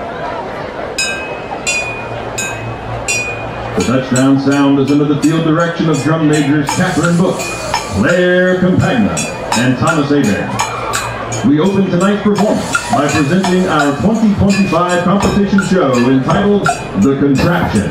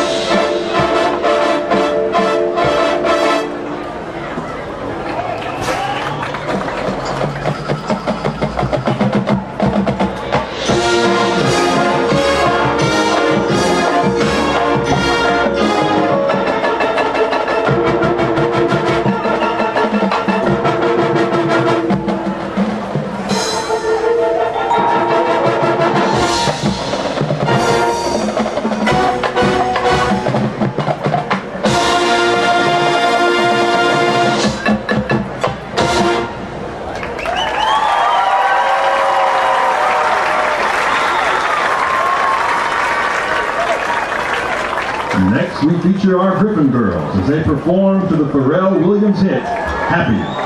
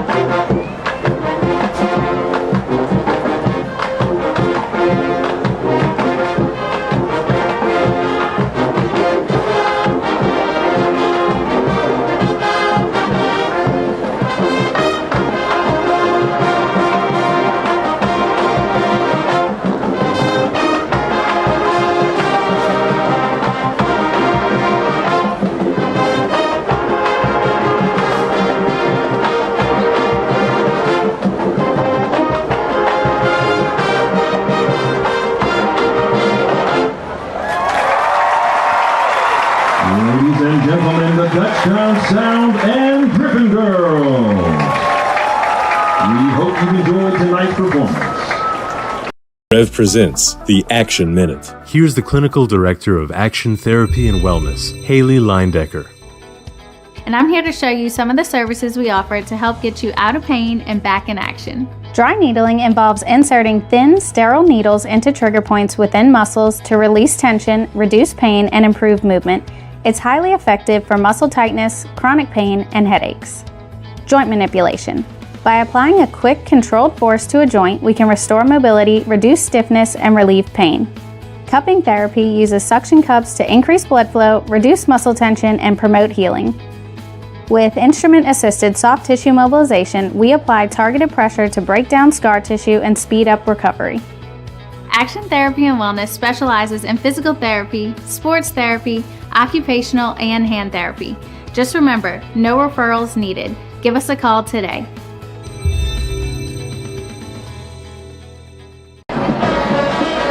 Welcome back to the REV Game of the Week. We just saw the Dutchtown Sound and the Griffin Girls performing their halftime show. We're about halfway to the second half now. Still about 8.5 minutes left on the clock. So we got a lot of time to talk. And so we bring in Troy LaBeouf, who is no stranger to the Rev Game of the Week, as you are one of our crew. And you're out here tonight on another job, right? Yep, good to be with you, Jeff. Working assignment for the Advocate tonight. Good ball game so far, and I do some work with you guys as well. Awesome crew with Rev as always. With everybody and what Lyle sets us up to do. With Andre and the directing he does and everything. But just an awesome group. I'll get an opportunity to work sideline for East Ascension Sanoma again this year, which will be always a fun one. And then Timmy Chiquette, myself, will have Donaldsonville and Berwick, I believe, later in the season. So I had the wrong Donaldsonville game. Donaldsonville will be on twice. I think it'll be Jimmy Frederick and Timmy Chiquette for that one. Coming up next week, I believe, or the week after. So this one so far, not super surprising. I mean, if you look at Madison Prep, they're a 3A football team, but they don't have a 3A roster. No. They got some really good-looking players. I was listening to you guys doing a really good job. Pat talked about some of those offensive linemen having to go a little bit of both ways for Madison Prep. It takes a little bit of a toll. It seems like they got a little bit tired on that last defensive series, and I think what Dutchtown did a really good job. Outstanding play call when you call a reverse, because what you're doing when you got those big, heavy defensive linemen, rather running into the brick wall, make those guys run side to side and get tired. It was a great play call. They needed that, because if they don't get that, it was going to be tough in the second half. But they still in this game. I really like what Owen Fletcher is doing with his legs. He's got a couple of nice completions, had the big completion to his tight end, Dotter. I did an article on Dotter before the season started. Man, he is an outstanding young man. Yeah, definitely so. The thing about Dutchtown, and they trail by 12 here, they're kind of behind the 8 ball a little bit, because I did an interview with Guy Mastretta on the coach's show, and when he talked to me, the first thing he talked about was there's 3 returning starters, and I'm not talking about on defense, on like the entire team. And so that's been kind of the issue. This team is young. They're inexperienced. 40-plus seniors last year. Yeah. I mean, 40-plus seniors. And those classes are pretty consistent every single year. I was talking to Coach Mastretta before the game. His dad was a legendary coach, Bucky Mastretta, coach at Ascension Catholic, and coach of Redemptress as well. He's just a great family man. But had a lot of inexperienced players as far as playing at the varsity level. But those guys play a lot of JV football. They play competitive JV schedules, just like the varsity does. So a lot of those guys having to step into roles. Defensively, I don't think they're playing that bad. But I can tell you right now, Landon Johnson, the quarterback for Madison Prep, he's gashed them a couple of times. And I heard Coach Pat say it. That touchdown on 4th down was a backbreaker right there. You could easily be looking at a one-score game right here. If Dutchtown could have got the stop right there, a little bit different. He's got some really good receivers, and Keon Robinson and Dylan Reed to throw it, who are physical, big receivers. And I don't think their head coach, Landry Williams, gets enough credit. He's a very good coach, and they have a very good staff, just like Dutchtown. And he's been there for a while, and he's won a state championship, so he's not, he's not a slouch. He's back, and he was one game away from the Dome last year. He didn't go to the Dome when he won it, because that was the COVID year when they played up at Northwestern, but he's had experience in playing at the highest level. There's no doubt about it. Looking down on the schedule, looking into the district with Dutchtown, I heard you guys talking about it, and I agree with your comments. I think this is going to be a wide-open district. I do think if you look at Sanoma with the quarterback, with Babin coming back starting his 4th year, he's got a lot of experience, but watch out. I do a preview for ESPN Radio every week, and I cover the Baton Rouge area and Ascension Parish, East Ascension. Watch out for the Spartans. Yeah. They picked up some really good coaches in the off season. Talk about. And they got athletes everywhere. They're so good on the offensive line, in my opinion, they were able to move 4-star Bryson Martin as the tight end at 6'7", 280, and he's going to play tackle when he goes to LSU. Yeah. So this district, and when you look at the district, and you talked about Sanoma is going to be really good. You see Sanoma being the favorite in EA, like we said, and then Dutchtown's always good. Watch out for Denham. Okay. Denham's got all programs have strength programs, but I really like what Denham's doing over there with Joe Ryan. He's their strength coach, and Coach Beard does a good job. Watch out for Denham Springs. They return a really good nucleus of players. They got some size. They have some speed as well. And Beard just seems to win wherever he goes. And like I said, their strength program is outstanding. Now, Prairieville, that's obviously a team that I'm interested in, and some of our viewers are going to be interested in. Are they going to be competitive this year in district play, or are they still a year away? I'll say I'll meet you halfway right there. I do think they're going to be competitive. I'm not saying they're going to split the district and win half of their games, but I like what Coach Schmidt is doing. You know, like he told me, now we have 12 seniors. We hardly had any last year. Yep. Then they'll build up to 20, then to 30, and before you know it, I mean, you teach at the school, it's busting at the seams already. Yep. I mean, you'll get to the point where you are like at Dutchtown and Sandoval, where you have 30 and 40 senior classes. That's when I see them making a push. But it wouldn't surprise me, if those guys can win 4, maybe 5 games this year. Okay. Now, we're running out of time here, and I know you got to get back to your job. I guess the last thing I'll ask you here is about this game. Do you think that Dutchtown has a shot at making this competitive here in the second half and getting back in this game? I do. They got to do a couple of things. They got to be able to figure out how to stop the quarterback. The quarterback run has hurt them. When a quarterback runs a football, you got an extra blocker because, usually the quarterback's handing it off and he's out of the play. Now he's the runner. You get an extra blocker. So I think what the defensive staff at Dutchtown needs to do is figure out how do we get number 7 on the ground. That's easier said than done. And then offensively, for Dutchtown, continue to mix it up. I think throw some more screens in there. They had a nice screen to Dodder. They got him to midfield to set up that touchdown right before the half, because it's going to be really hard to run between the tackles with that big, strong defensive line. So got to get a stop early and then get back into this. So, Troy LaBeouf, thank you for joining us. I know you got to get back to your reporting for the Advocate here tonight, but thanks for giving us a little time to talk about the game. Anytime. Thanks, Jeff. All right, so our score at halftime, 22-10. Madison Prep leads Dutchtown. Let's break. You're watching the Rev Game of the Week. Welcome to REV, delivering fiber-powered technology for both your home and your business. With phone service that connects you to what's important, internet that keeps your devices up and running, TV that delivers all the big moments, and security that protects how you live and work. All backed by local support teams right here in Louisiana. With 5-star service and reliability you can count on, we're ready to connect you to the people and places that matter most. REV. Chris's Specialty Foods has you covered for tailgating this season. We do all the prep work so you can spend time enjoying your family and friends. Steaks, burgers, sausage, chicken, wild game, and many other great pork options. Our central location is now open on Wax Road behind the Walmart. And the new Highland location serves hot lunches and has a meeting space for your work team. New Orleans and Millerville are rocking as well. It's fast, affordable, and delicious. It's Chris's Specialty Foods. Everybody loves Chris's. Order like a champ at Raising Cane's. We've got tailgates of hand-battered, cooked-to-order chicken fingers and cane sauce, and jugs of freshly made tea and lemonade. Raising Cane's Chicken Fingers. One love. Dr. Brian Hollis is Ascension Parish's orthodontist. Dr. Hollis has an excellent reputation for bringing state-of-the-art technology and the highest standard of patient care to Ascension. He attended LSU Dental School, and he completed a residency to become a board-certified specialist in orthodontics. An avid supporter in our community, Dr. Hollis is married to Celeste Pyron Hollis, and they have 4 children. Dr. Hollis, Ascension Parish's orthodontist. Grow up smiling with Hollis Orthodontics. Here we are, Cypress Roofing, a woman-owned roofing company specializing in insurance claims. With the hurricane season right around the corner, Give us a call. The expert you can trust. Cypress Roofing, count on us. Get to know SEC Heating and Cooling this year.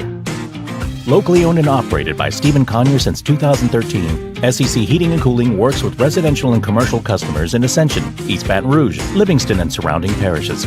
SEC specializes in preventive maintenance, repair, and complete change-out and installation of energy-efficient central air systems. From professional sales and expert installation of central AC systems to repairs and ductless AC systems, we can handle all your needs. For total peace of mind, call SEC today. No one teaches you what to do immediately after an accident. Once everyone is safe, your first call should be to an attorney, not the insurance company. Don't let the insurance company take advantage of you at your time of need. Call the Title Law Firm. We'll walk you through what you need to do in real time. But you can take advantage of the Title Law Firm's 30 years of experience. Before you call your insurance, make a free, no obligation call to the Title Law Firm. Call 756-0007 when you're injured. You gotta call Title. BT Chapman and AJ Pickett with Advantage Therapy are honored and excited to team up with Dutchtown High School's athletics. At Advantage Therapy, we are dedicated to helping our patients regain the highest possible functional status through one-on-one patient care. Advantage Therapy has spent nearly 2 decades providing both outpatient orthopedic physical therapy and occupational therapy to the people of Ascension and surrounding parishes. From all of us at Advantage Therapy, go Griffins! 90 years. It's not just a number. It's decades of dedication to great service. The local team at REV has been serving Louisiana families and businesses for generations. Our people have the experience to deliver a superior network, which gives you the speed and reliability to live your best life and get more done at work. We're here for your home and your business. You can count on REV. 90 years of building connections.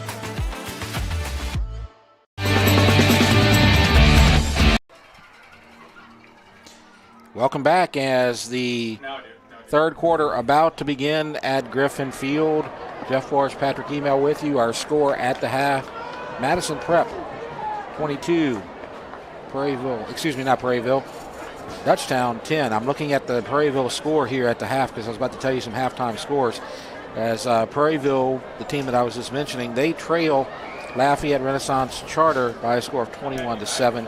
Another halftime score, East Ascension with the big lead over Brother Martin. And then close to halftime, Santa Maria leading Byrd 28-6. So 50-50 night so far for Ascension Parish as Santa Maria and EA with the leads and Prairieville and Dutchtown behind. What's the bigger surprise, Jeff? The EA score or the Santa Maria score?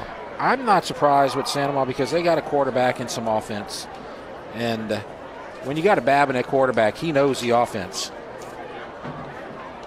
But I think East Ascension with the big lead over Brother Martin is the big surprise. And we got a score from Donaldsonville, from Troy. They lead Assumption 14-6 at the half. That might be a bit of a surprise, but probably not with Darnell Lee as their head coach. Yeah, once again, he's creating either create a new culture or setting his culture, however you want to do it. But, you know, Troy brought up a good point at halftime, and I'm going to agree and disagree with him when he said that's not a 3A roster. Mm-hmm. And when you look at the top 22, it's not a 3A roster. But when you look at the sidelines, it is a 3A roster just simply because of the numbers. Mm-hmm. And I think Dutchtown needs to keep Madison Prep's defense on the field, and when Madison Prep has the football, they need to get a couple 3-and-out, 4-and-out, 5-and-outs to get that defense back on the field. That's right. And they need a score right here to get the momentum of the second half. Well, I disagreed with Troy because he said Pat Email made some good points. I did hear that as well. So I kind of disagree with him on that one. And the kick is taken on the run, loses it, and he won't get anywhere. That was number 29. That's Jay Lovelady, sophomore running back. Can't hold on to it. I mean, he had the running start, and he could have gone somewhere, but not after he lost the ball. And they're just fortunate to get the ball back because they've already lost one on a punt return. Yeah, they got plenty of flags on the field. Oh, 3. Tyler Pitcher was in the middle of it. I'm not sure if it's going to be offsetting, but Dutchtown does not need to start inside their 15-yard line. So this call will be key, but I would expect it to be offsetting. Personal foul on Dutchtown. And it is. All right. So that's no surprise right there. You made the correct observation. Now, Coach Mastretta maybe giving a word or two to the official. Maybe he kind of disagreed with that. But, of course, you're going to lobby for your guy. You know, Troy also mentioned that, you know, the reverse, it causing them linemen, and it was late and they were getting tired. You can see it on the extra point. They didn't really even attempt to come off the line of scrimmage to get those guys. But Dutchtown had some success in B-gap right there with the quarterback. And that's a very physical play, but the catch made by Carter Hedden. In the hole, nice play. A good clean hit, first down. Hedden hung on to the football, kind of came down on his head. That was the same play that he opened the first half with that little pump fake, little shoulder move with the diamond set at wide receiver right there. And that time they went with the pass downfield to Hedden. And it's a first down for the Griffins at the 36. First play of the second half. Now the second one, Becknell. Seems like every time Becknell gets the ball, there's a Madison Prep defender right in his face. Yeah, well, I think they got some kind of, their plan is when the back is offset to you, they're expecting wide zone, and they're just running up the field about 3 yards and building a wall right there. And that's the thing that Becknell's gotten 2 or 3 times tonight. He just seems to have nowhere to run when he gets his hands on the football. Second down. Quarterback keeper gets through the first defenders and gets close to a first down before he's tackled by number 52, Darius Mack. Right, run. If we can get a run back right there, you can see Becknell runs into a wall as soon as they fake it to him, and that's why Owen was able to pull it on the backside, and they got Hedden playing tight end, and got a DB down, probably cramps. Yeah, and so way away from the play, so it wasn't a caught up in traffic, but they grabbing the leg and stretching it out. That's normally indicate of cramps. And he's on the far side of the field, so we got a moment to take a break right here. So we're going to take it. It's 22-10, just starting the second half. Madison Prep with the lead over Dutchtown. You're watching the REV Game of the Week. Athletic training staff of Dutchtown High School would like to thank the following sponsors for their support of our Griffins Sports Medicine Program. Advantage Physical Therapy, Tata Law Firm, Baton Rouge Orthopedic Clinic Foundation, Cypress Physical Therapy.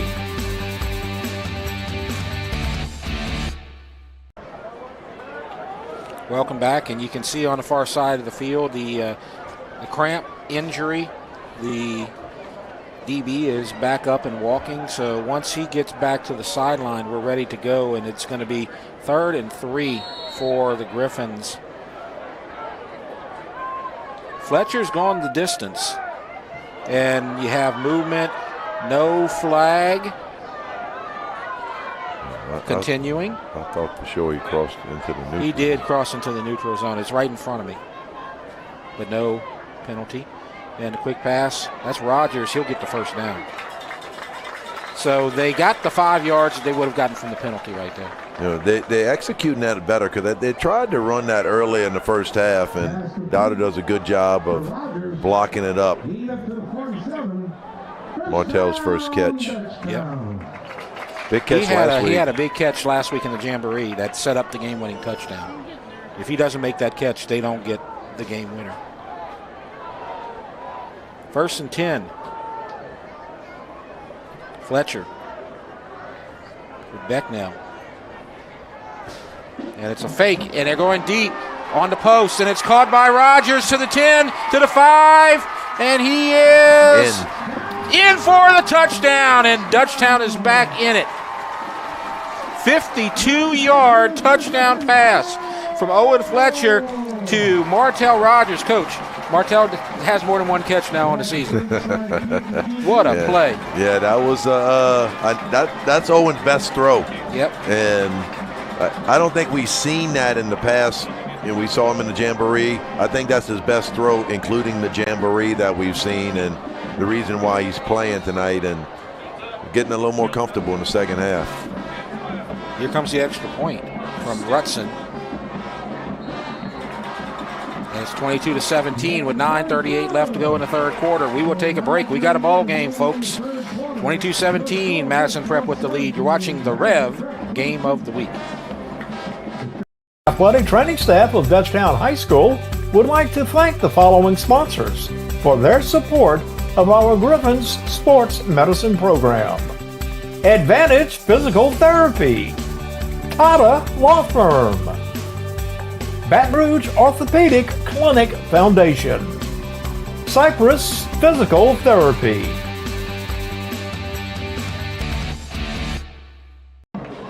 Welcome back to the Rev Game of the Week, and this game is as close as it's been since the opening drive.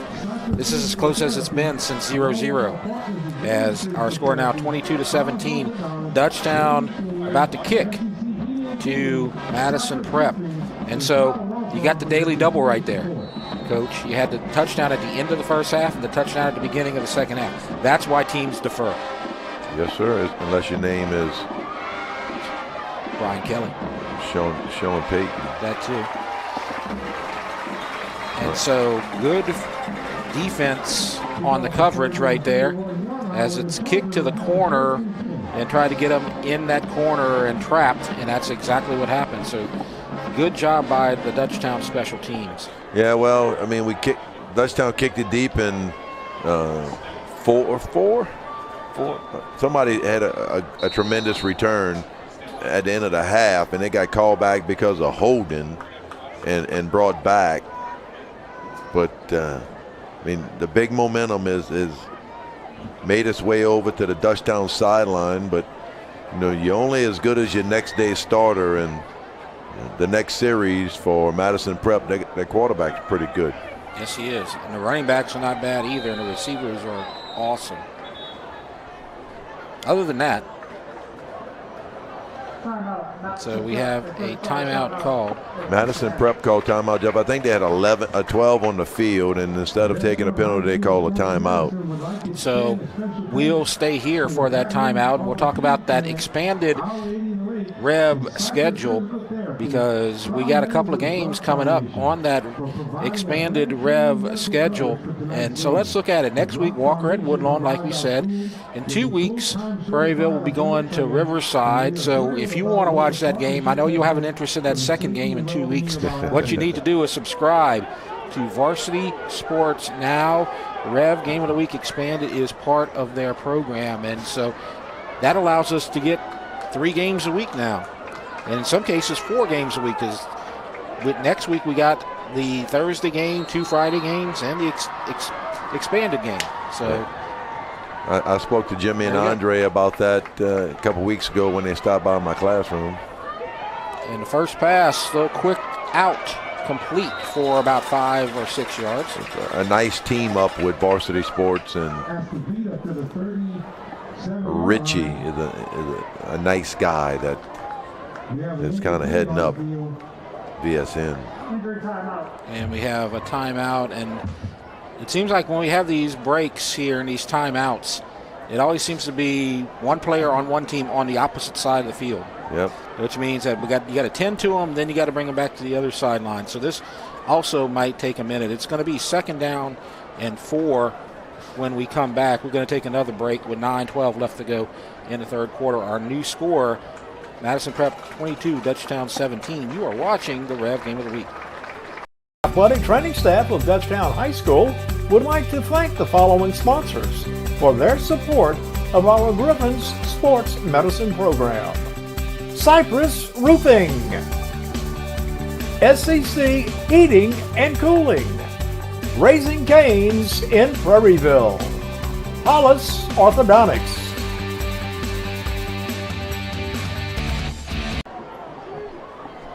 So the injury timeout, I believe that was Rizzuto who was hurt by probably a cramp, like we've seen a lot of here tonight.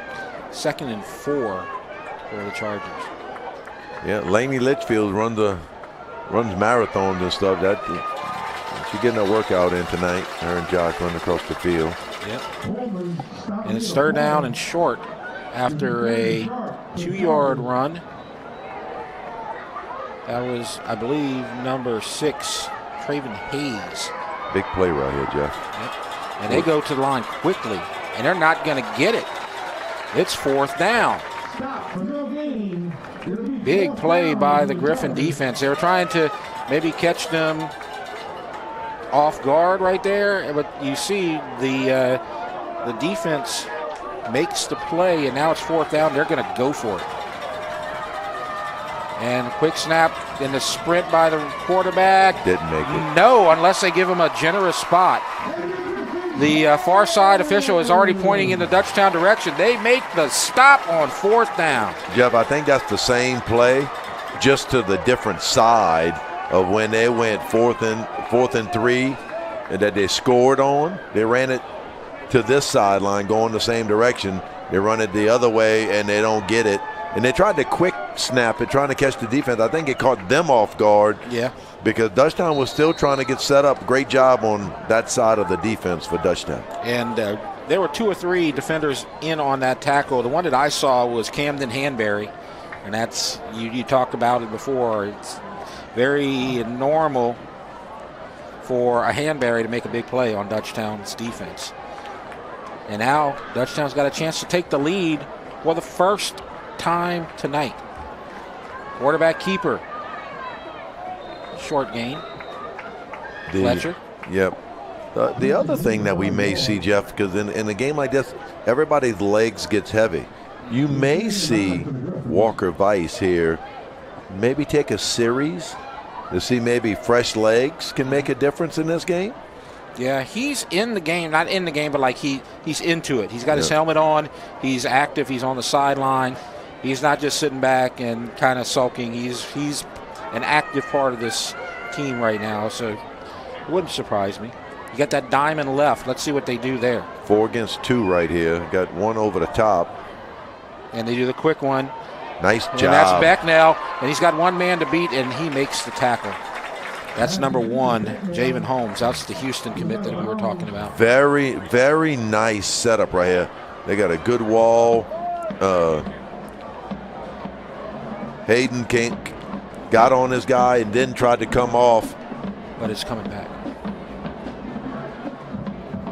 There's a holding penalty. Oh, they must have called it on the wide receiver. I bet you they did. It's hard to see down there because if they throw it near the sideline, we don't see it because we're blocked by the Dutchtown players and coaches. Ooh, that hurt. Well, 2nd and 20, Jeff. I don't know if Dutchtown's been used to 2nd and 20, but they've been used to 3rd and long. Yeah, they've had plenty of 3rd and longs. They did have a 2nd and long that they converted. They like having that extra time, but not that time. The ball's on the ground. This is going to be a return to the 20, to the 15, and a big return by the defensive lineman.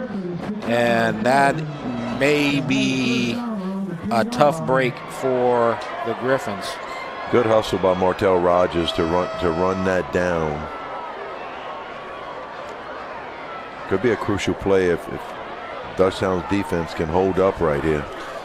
Dutchtown made a stop deep in the red zone at the beginning of the 2nd quarter, but then they threw an interception and Madison Prep got the ball right back in the red zone. But we'll see if they can make another stop right here. See in the backfield, Harlem Turner, number 29, with Landon Johnson for Madison Prep. Marcelo back in there. That's good. And there's a handoff, big hole, and this is a touchdown for Madison Prep. And Dutchtown goes from an opportunity to tie this game or take the lead, actually, and one play later, now they're behind by 2 scores again. Tough break. Momentum has gone back. Yep. Every time it seems like Dutchtown is about to get things knotted up or maybe even take the lead, a big mistake, and now Madison Prep trying to get the 2-point conversion, the fade, and out of bounds. Back shoulder, it was right there. He just got his feet out of bounds. Yep, and so the 2-point conversion is no good. So now we got a conventional score. It's 28-17. They didn't get it the conventional way, but with 7:03 left to go, we'll take a break. You're watching the Rev Game of the Week. Athletic training staff of Dutchtown High School would like to thank the following sponsors for their support of our Griffins Sports Medicine Program. Advantage Physical Therapy, Tata Law Firm, Baton Rouge Orthopedic Clinic Foundation, Cypress Physical Therapy.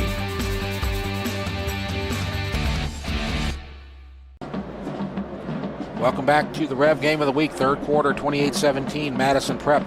That's how things change. You had what was nearly a first down on a screen pass over to Becknell. Then you had the penalty. Then on the next play, you got a strip sack, return to the 11. One play later, Madison Prep's in the end zone. And big plays like that is what if Madison Prep. We talked about the numbers, Jeff, and if fatigue will get them, big plays can save them by, 2 or 3, number 7, number 1, number 4. They got athletes. Yep. They have athletes all over the field. Of course, what we've been talking about, do they have enough energy and depth? And so far, so good for them. Martell Rogers is deep, and they took Ahmad out of the game on a kickoff return. And it's a line drive. This time they just hit the dirt. But there's no dirt because it's a turf. But you know what I mean.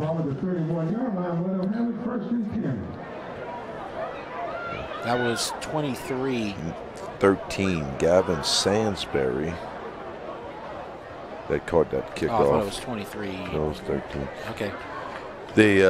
And he did what he, probably was taught if you get it, but he got the ball so fast that he probably could have gained 5, 6, 7 yards before making contact with anybody. Yeah, you can do the little quarterback slide right there. Yep. First down from the 31. Now Dutchtown trails by 2 scores again. They got it down to 1. Now there's more work to do. Pressure and the deep pass. Receiver is right there. Makes the catch. Caden Messina, first down, Griffins. That's Walker Bice at quarterback. And he just had to let it go, and that is Clay Walker-Weiss off his back foot. Good job by the DB just recovering Holmes, because that should have been 6 points. And probably if it wasn't off his back foot, had a little air underneath that one. 1st and 10. Clay Walker-Weiss comes in the game, completes a long pass. Dutchtown's in business. First down from the 35. Walker-Weiss is the senior. Fletcher's the junior, and another quick pass to Rogers. Nice move, gets away again in there in the red zone. Dutchtown can take advantage. Madison Prep's playing a 5-2, an old 50 look, maybe cover 2. Sometimes it maybe looks like a cover 3 with a little bit of a robber. Hydration break, Jeff. Yep. But, okay, no, are they saying Madison Prep called the timeout? Because there's 6:09 left to go. So continue your point right there. Talk about what we've seen so far with the new quarterback, Clay Walker-Weiss, in the game. Well, I mentioned it a little while ago, and, nothing Owen really did. He had the strip sack, but he's not blocking the guys up front. But when you put a guy who hasn't played, who is capable of playing, we saw him play half the game last week, and he gets in there, he's fresh, and his legs are not weighing 20 pounds heavier because of being your shoes and your socks are sweaty. And he may have done all of that, but he hasn't been running up and down the field and having 300-pounders chase him, and he looks fresh. Yep. He definitely does that. Santa Maria scored again. 42-6 over Bird. Bird beat them last year. All right, they got something going. They're going Wildcat. Because they got Hedden at quarterback. They got Walker Vice out there in the slot, Jeff. And Becknell's in the backfield. And they're showing blitz. Hedden's going to keep it. It's amazing how that Wildcat always seems to work for 7 or 8 yards when it seems like there's nothing there. Why does the Wildcat work so well? Because you got extra numbers. That makes sense. You got to guard the quarterback in the slot, and now you got a running back who's leading the quarterback in the hole. So we're going to stay here for the hydration break, and we're going to look at what we think is going to happen this season. And the deal is there's been no games played, so you're going to see a lot of the royalty up at the top, right? Like Carr and Catholic and Neville and Ruston and Central, the defending state champs on the non-select side. Destrehan, they're always there. Acadiana, St. Aug, Alexandria, and John Curtis. It's not hard to pick at the beginning of the season, isn't it? I mean, what team in there hasn't been competitive over the years? Which team in there hasn't won a state championship recently? Maybe St. Aug, but that's about it. And Ash won it last year, though, didn't they? Ash won it? I think so. So you got the usual suspects up there. Santa Maria might get some votes. Because like I said, 42-6. My goodness. Looking at number 10, John Curtis. I saw some sad news today. A friend of mine sent me a clip. Corey Buton. I know you don't know that name, Jeff, but he's been a mainstay in the Curtis program. He passed away. Fade to Walker Vice. Vice to Vice. Incomplete. You know, they probably have practiced that in their backyard when they were 4 years old, right? That's a pretty good throw. Pretty good route. Just a little bit overthrown. So now it's 3rd and 7. Yeah. Maybe 6. If they don't get the first down here, you kick it, and it's still 28-20. Yeah. Like to get the first down. This is within Rutson's range. Just can't have the big sack right here. Uh-oh. Look like 79 kid moved. They didn't call a flag. Nobody dropped the flag. Kid, the left guard, number 79, he kind of got up out of his stance. And that right defensive tackle or that right end kind of moved, and that might have influenced him. Well, they reset the clock, Jeff. I think they may have started it, and it was a hydration break, and the clock was running, so there must have been a whistle we didn't hear. Yeah. It's still week 1 for everybody, including the officials.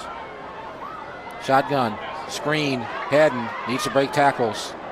Needed 1 block. Yep, and it's going to be a short gain, maybe a loss. Actually, 4th down, it's going to be a 2-yard loss. They're going to say he went down back at the 19. And so Rutson's going to come in. This will make it a 1-score game if he can convert. He's still at the center of the field, maybe a little right of center. I was wrong, Jeff. That was after the long pass incompletion. The clock shouldn't have run after the incomplete pass. Yeah.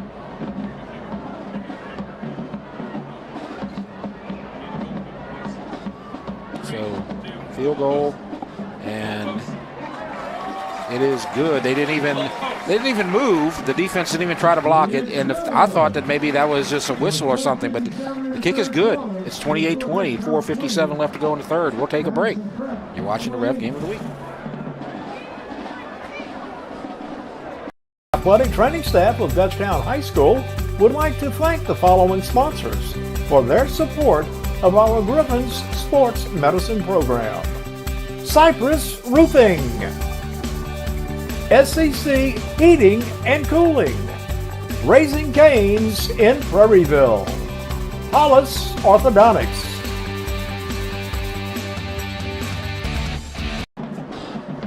We're back to a 1-score game. 28-20, Jeff Porsche, Patrick Email. Dutchtown trying to get back, and right now, Madison Prep holding on. Our score 28-20, 4:57 left to go in the third. Dutchtown has fought back.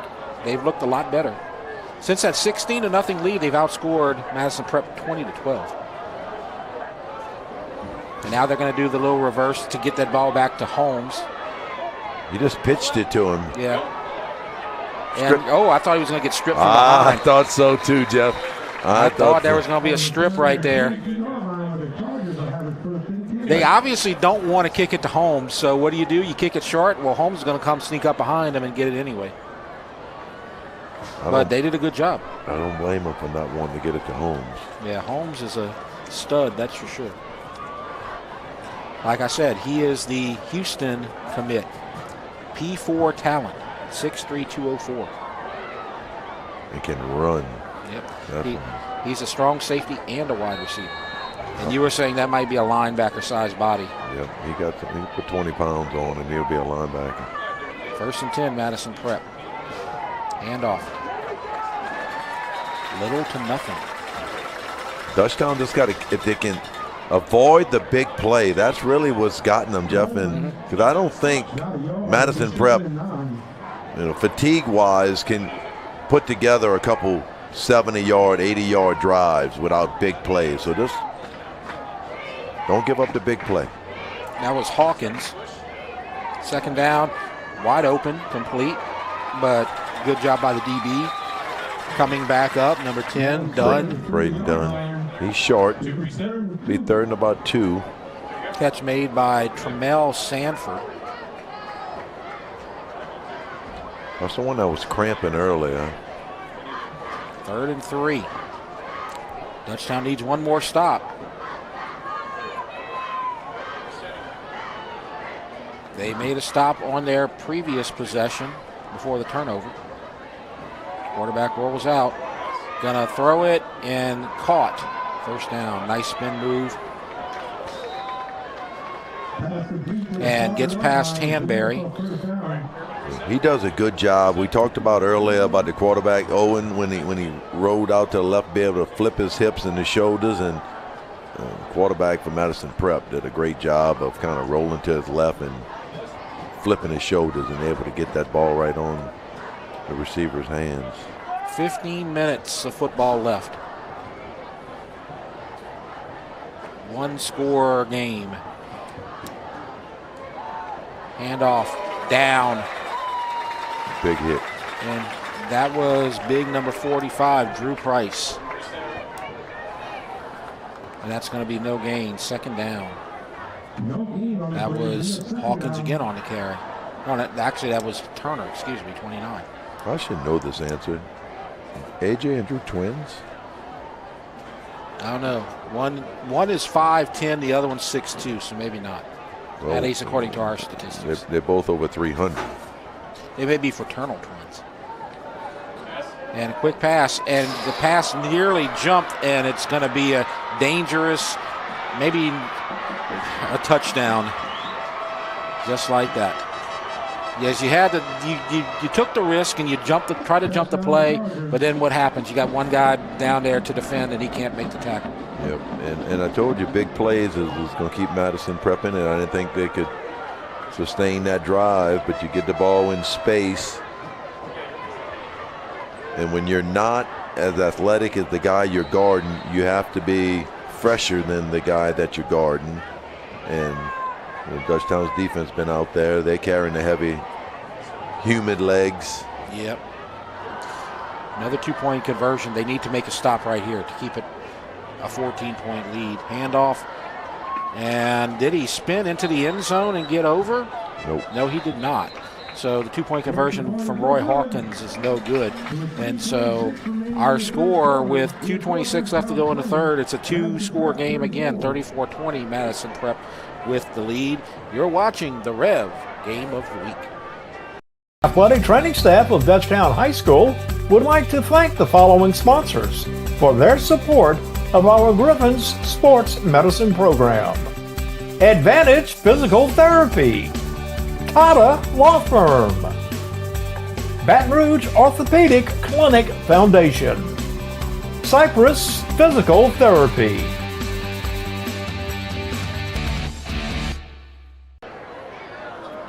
welcome back.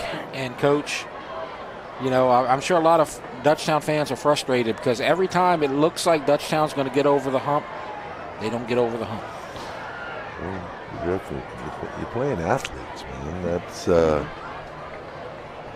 like I said, just right there on the goal line. When Madison Prep tries to run the football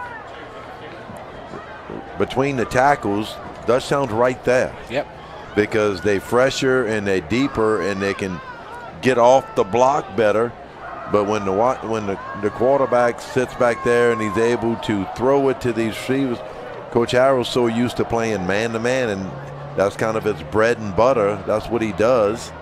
And you miss a tackle, and that 8-yard hitch is turning into 60-yard touchdowns. That was number 0, Keon Robinson, the Grambling commit, 6'1", 190. Another big guy who can run.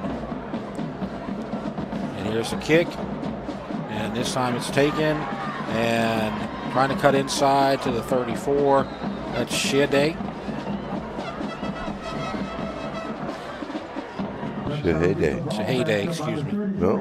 I mean, I don't know. I've been so far removed from my years at Dutchtown that I don't recognize that name. So. I don't recognize a ton of them. Well, once again, I mean, they're seniors that didn't really play as juniors because defense and so many seniors that were in the last 2 classes. Well, you know, and the other part is I worked as ISSP, so if I didn't know your name, then you're probably a good kid. So I never heard of the guy. So that's a good thing. Now you got a tight formation with the little 3 receivers bunch on the left side. This is Walker Weiss again. Ball's on the ground. Dutchtown dodges a bullet, but it's going to be a 3-yard loss. What happened there, Coach? That didn't look right. No, I don't know if it's sometimes when you try to snap that and your hand slip because it's wet from sweat. Your gloves may be wet, and it just didn't make it to the quarterback. I don't think it hit anybody. No. Same formation, maybe they're going to try to run that play. And there's a pitch, and Becknell is met again. I don't think there has been a play, a pitch or a run by Becknell where he hadn't been slammed very quickly, and that was Landon Johnson, the quarterback. Yeah. You would think Becknell must have got on message boards and talked about Madison Prep. I don't think that happened, but it seems like Madison Prep has them, hey, there's 32. We got to get him. It reminds me of the Saints when they had Reggie Bush and Deuce McAllister. Deuce McAllister would get the ball and he could run free. Every time they'd hand the ball to Reggie Bush, there was a guy in his face. It's just weird how that happens. Like they're set up to defend him. 3rd and long, and there's a receiver wide open, overthrown by inches. Martell Rogers had a touchdown if he catches it, perhaps. I'm hoping this is a cramp. Yeah, it's got to be. Yeah, I think so. So he's cramping up, and so it's 4th down.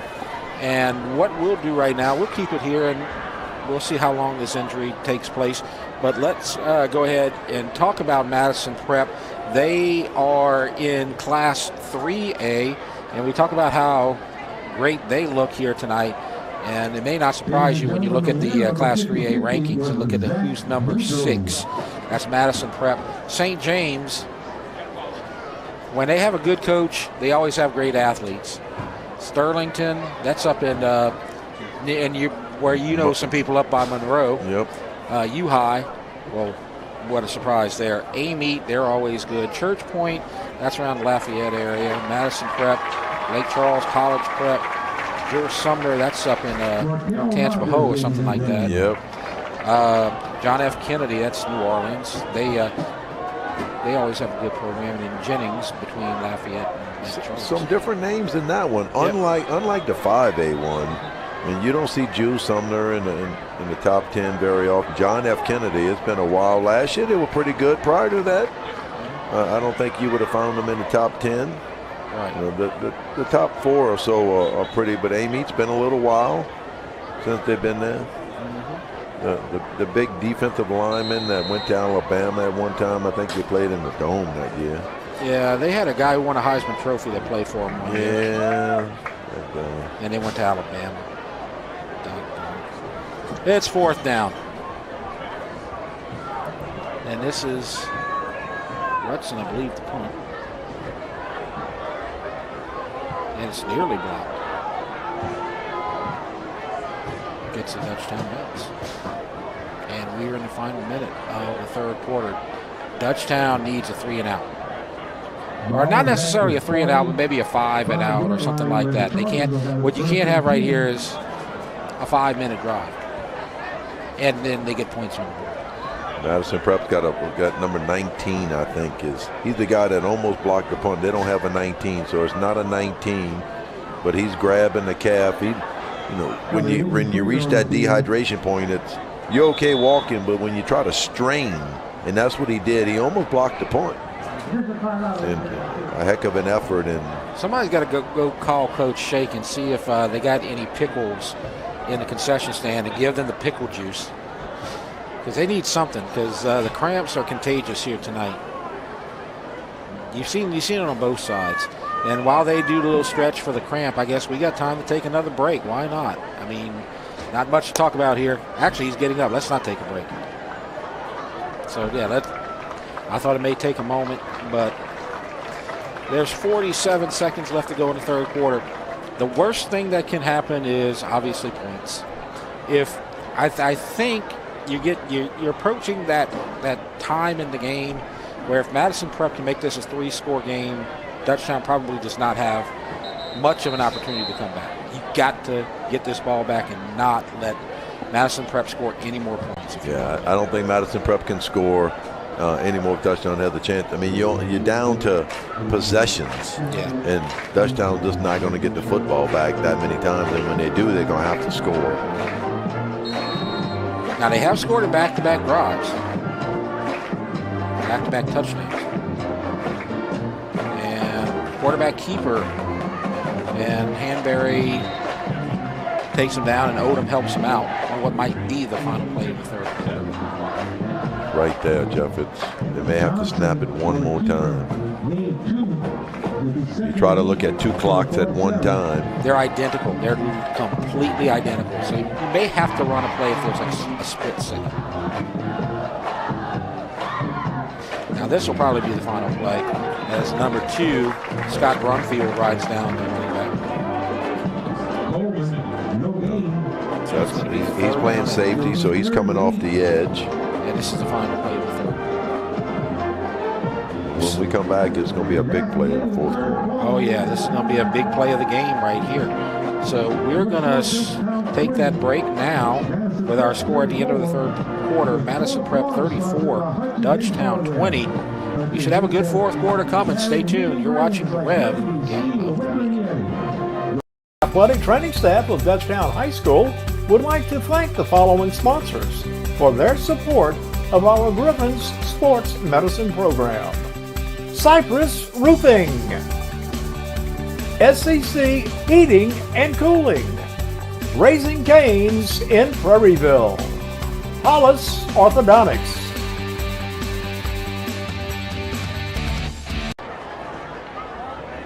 Welcome back, and we head to the fourth quarter. Got a couple of score updates for you from other places. Santa Monica scored again. 49-6 on the road. That's going to be a happy trip. That 5-hour trip back from Shreveport to Santa Monica. So that score 49-6 at the end of the third quarter. In the third quarter over in Lafayette, you got Lafayette Renaissance Charter. They lead Prairieville by a score of 21-14. So Prairieville tried to come back. And now we have a third down and long for the Chargers here in Arden. Big play. Touchdown. Call timeout. Coach ain't happy. First play of the fourth quarter. They got to call timeout. So we'll stay here, and we can go to Coach Swacker's favorite time of this game. The middle school score update. These are the games that were played yesterday. Dutchtown with the big win over Lowry, 34-0. Gonzales beat Lake 22-20. That Prairieville score was not a tie. Actually, that final score was Prairieville 34, Santa Maria 32. I got that score update from Greg Simmons himself, so I don't think he lied to me. And final score from Central beats Galvez 18-14. And the Bluff gets the bye. I think if it was Santa Maria 34 and Prairieville 32, you'd have left it at 32-32, just saying. No, I would not have. Greg would have told me, and I would have I'd have kept it there. But I usually talk to Greg right before the game. He's oftentimes part of the chain crew out here. Not tonight, though. I think he stayed home. So Prairieville and trying to think who got the other win. It was one of the Prairieville 2 feeder schools got wins. No, Bluff had to buy it. Oh, now Galvez lost. 3rd down and long. Quarterback's going to keep it, and he is so fast. He's got a 5th gear. Dang, that was a big play right there. That's a 1st down. Picked up about 15. He went from 1st gear to 5th gear in about a 1/10 of a second. Just jogging, gone. It's amazing how some athletes can do that. Yep. And it's a 1st down.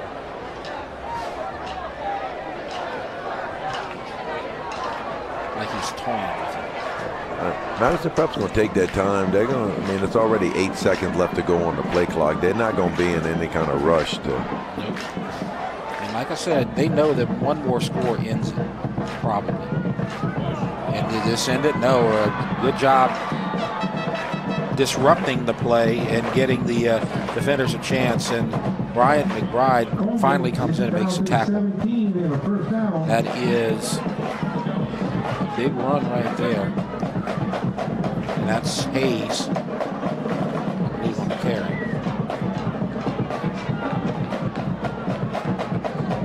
So now inside the red zone. And another big hole, and this is a touchdown. They sliced through Dutchtown like a hot knife through butter on those 2 plays. Wow. That's incredible. I'm going back to, you can't say if or whatever, second guess anything because there's so many big plays in the game, but you go back to the 4th and 3, and then you go back to the 3rd and 7. 2 big plays that Dutchtown needed to go their way, and it went Madison Prep's way. But Madison Prep's got plenty breaks in this game, going back to the punt when they had man moving. Yeah, Harlem Turner got the touchdown, and he's not going to get the 2-point conversion. So they've stopped. I believe that's like 4 in a row that they've stopped. And so our score with 11:07 left to go, it's a 3-score game. Madison Prep has doubled up Dutchtown now, 40-20. We're watching the REV Game of the Week. Athletic training staff of Dutchtown High School would like to thank the following sponsors for their support of our Griffins Sports Medicine Program. Advantage Physical Therapy, Tata Law Firm, Baton Rouge Orthopedic Clinic Foundation, Cypress Physical Therapy.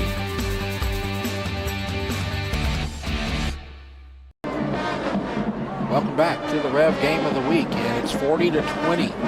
Madison Prep over Dutchtown. You saw this game last season, Coach, and it was the total opposite, where Dutchtown had the big score and the big win. And these are 2 different teams this season, for sure. Well, in one sense, yes, Jeff, I agree. In one sense, I'm not sure, because last year, Madison Prep made some big plays. I told you they had over 300-plus yards, 300 yards. So they moved the football, but they had miscues last year. They don't have any miscues this year.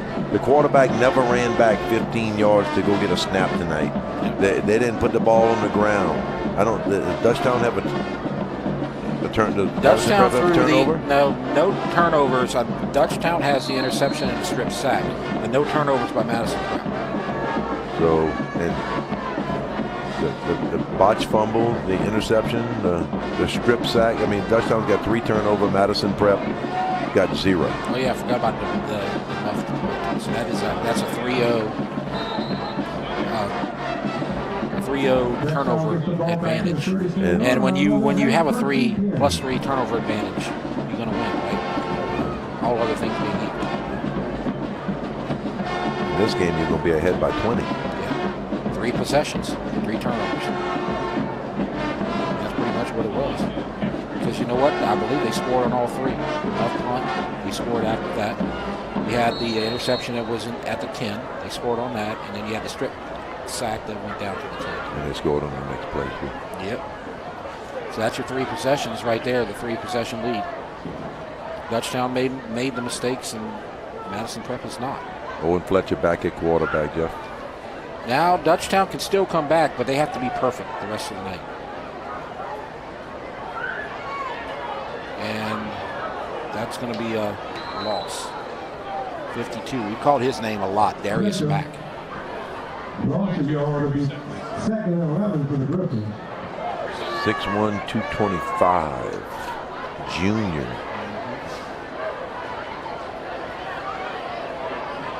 Linebacker. I don't know if you run up and down the Dutchtown roster, you're going to find 6'1", 225 junior linebacker. Yeah, and they got another guy, Varese, who's a 6'1", 225 senior linebacker. There's a 19 linebacker that looks like he's about 6'4", but he's not on the roster. And he's chasing. Oh, nearly picked as Becknell got his hands on it. They got a hold to Owen Fletcher. Yep, I think he's probably tired right now. He's been beat up a lot. 19 and 52. Came in double A-gap blitzes right there. And Walker Weiss is going to give him a breather. He needs a break right there, I think. He got hammered under pressure. So this is a big play right here, 3rd down and 11. Like I said, Dutchtown has to be perfect here. They have to score on this possession, or else their chances are incredible. Right. They're going to use a timeout right here because they ain't got but 2 seconds left. They're going to have to call timeout. Did they? No, I'm not sure. Yep. Dutchtown called a timeout. That leaves them 1. Yes. And so when you talk about Madison Prep, because they have been impressive, and I talked about this with Troy, when you look at the last 5 seasons, they won the state championship in 2020. That was the COVID year. Unfortunately, they didn't get to win it in the Dome. That was a year that you couldn't play in the Superdome, and so they played at Northwestern. It's still a state championship, though. Yep. And they went to the regionals, the quarterfinals, the regionals, the semifinals. And this team looks like they're going to be flirting with another semifinal at least. Yeah, they're very impressive. They are better than Madison Prep last year now. I didn't see Madison Prep week 14 when they played Shaw, but they're a lot better than Madison Prep week 1 for certain.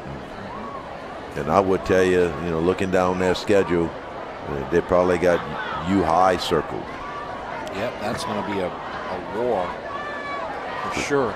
You're talking about week 8 or 9. The weather will be cooler. These kids will be in better shape. Be more game ready on playing both ways. And so on 3rd down, deep pass, nobody home. The receiver, Messina, I think he got his feet caught with a defender right there. And so it's going to be 4th down and 11. And they're going to have to punt. They don't really have a choice right here. Maybe pray for a turnover or a quick 3 and out. What's going to hurt right here, though, is that Dutchtown, they had to use that timeout. They only have 1 timeout left. Yep. Because they had to use one earlier. Both teams have 1 timeout left. I'm sure Madison Prep is worried about that right now. Rutson punt. No, Madison Prep is looking to put another one on Dutchtown, is what they're looking to do. And takes a good bounce, and they lose it, and Dutchtown gets the ball back. How about that? Well, maybe we should have talked about the turnover margin earlier, Jeff, to help Dutchtown out. We talked about it. It was 3-0. Now it's 3-1. Dylan Reed lost it. And that's one that he should have just let roll past him, but I'm sure he was thinking that ball is rolling fast and that might go down inside the 20 if I let it go. And so he's probably like, well, maybe I should grab it. And that was a mistake. Now Dutchtown's got a chance to get back here. Well, Dutchtown's trying to do like Brother Martin. Tie the game 22-22. I know, it was 22-9 last I heard. So EA, they don't want to let one slip away. Walker Vice back in. Quarterback. Back now, in the backfield. And a quick hit down the middle, and that is heading in the red zone at the 10. They really need to hustle. And just a quick pop right down the field.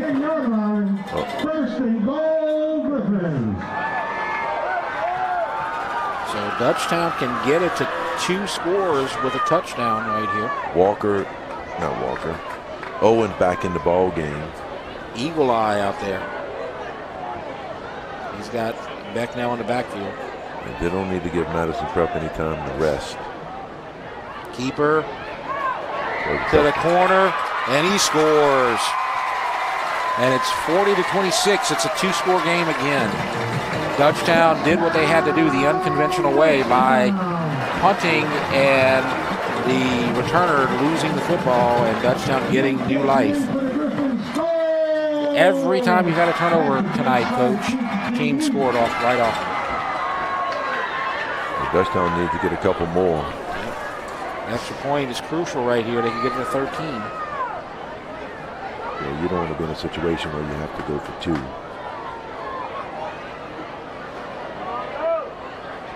Or play for the tie when you could play for the win. There's Shaheed. Yeah. However you said it, that he's the holder. Yes, the extra point is good. So now it's 40-27. It's a 2-score game again. 9:23 left to go. Madison Prep still leads. You're watching the REV game.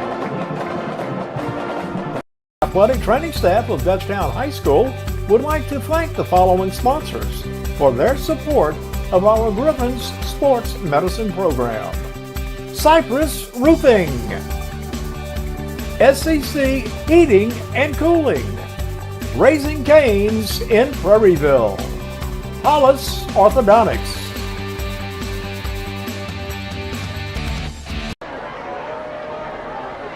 It's 40-27. There's still a chance for Dutchtown, making it a 2-score game with 9:23. Dutchtown has never led tonight. They did get it down to a 1-possession game about halfway through the 3rd quarter, but then a strip sack and a fumble that was converted into a touchdown 1 play later made it a 2-score game, and then it's been a 2 or 3-score game the rest of the night.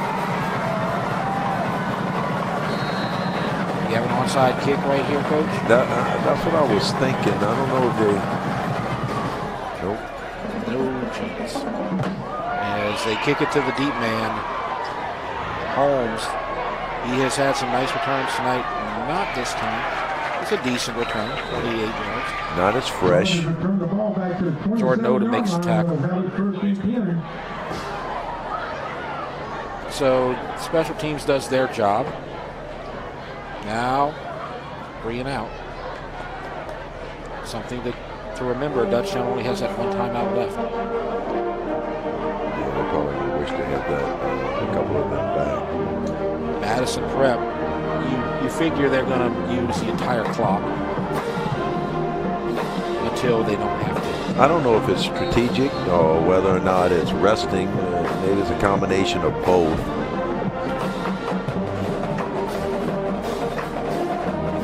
And they're going to throw it. And boy, Odom should have had the pick right there. That's a borderline foolish play right there, I would think. Well, I told you earlier, I didn't think they could go 70 yards on a drive. They got to try to hit big plays. But when you throw it and you got the safety playing center field like that, and you do a little post up the middle. He broke on the ball, and then The ball was actually behind him. Maybe if he was a little deeper. Second down, and quarterback gets away. Oh, and is that a late hit? No flag. That was close. It was close. He looked like he reached and decided, no, that's not it. Is that Hanbury? Let's see. I didn't see who was on the tackle. Yeah, it was somebody in the 30s. It might have been Hanbury. Good to see him get up because he kind of got hit in the. Here we got another replay. No, that was not Hanbury. That was 37. That was Taryn Reese. Gain of 6, and it's going to be 3rd down and 4.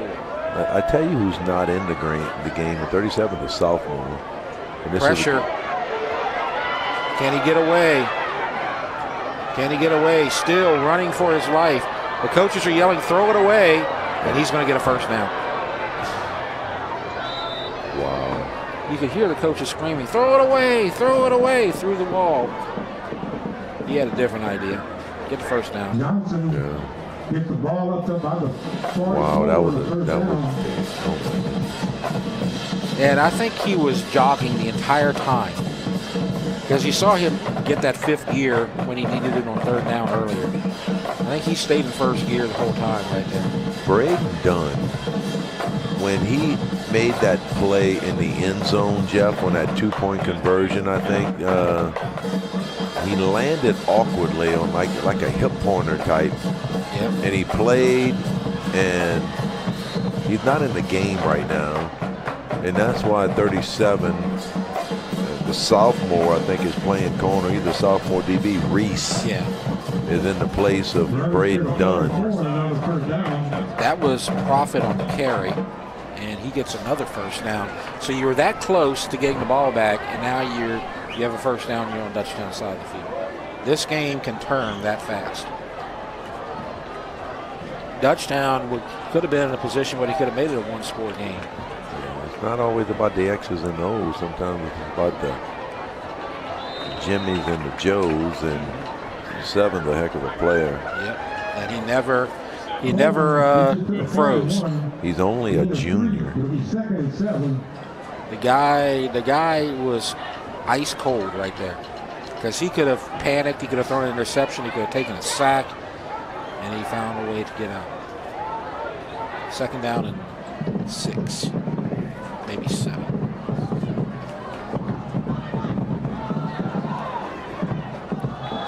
Clock running, 7:56, and we got a player down. Player cramping up.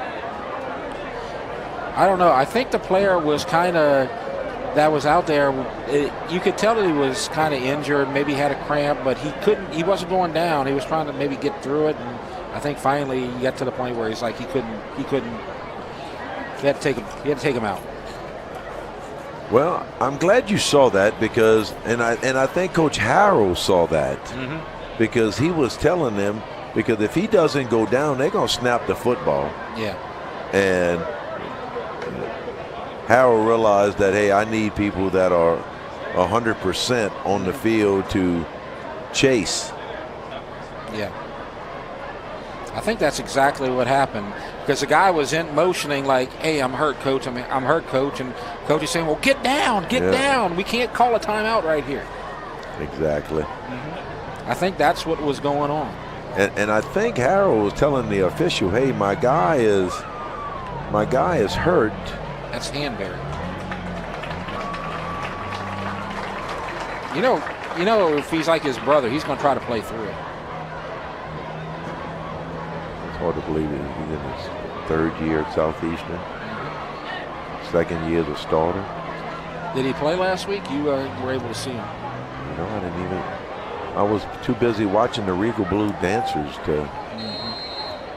I'm just curious. 2nd and 7. Shame on me, I wasn't even thinking. And there's a big run close to a first down. Profit. They're marking just a tad bit short. Yep, looks like 3rd and 1. Chargers get the ball to the 35-yard line. It'll be 3rd and 1. Clock running, 7:36, 7:35.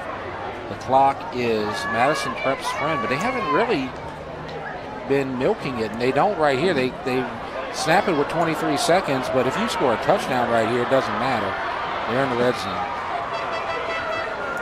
Backside. They had the play side bottled up, and he just cut it back.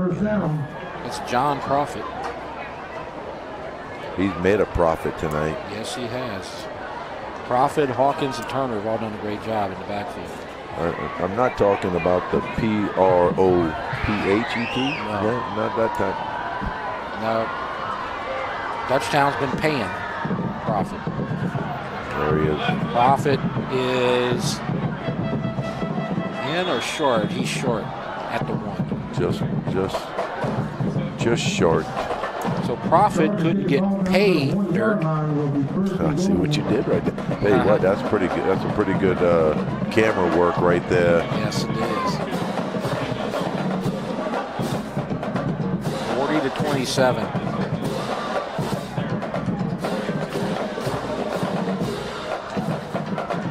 Madison Prep trying to end the backbreaker drive. 46-27. So Profit makes his money in a late flag.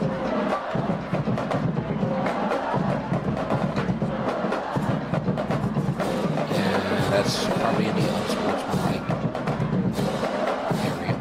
There's a number of them tonight. Tempers have flared a little bit. We saw the upset in penalties.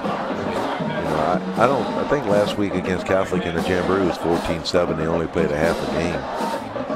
But it's easy to see why the size and the athletic ability with the skill guys that they can be on the field with. The number 5 team and top 5, maybe top 3 team in 5A. And you might say it's 5A versus 3A, but really it's D1 versus D2. So it's really not that much of a difference. You know, you got the D3 that like St. James plays in, I believe. So like not all 3A teams are created equal. Absolutely not. Now you got the penalty, the unsportsmanlike. Are they going to make them convert the 2-point conversion from the 17? It looks like it.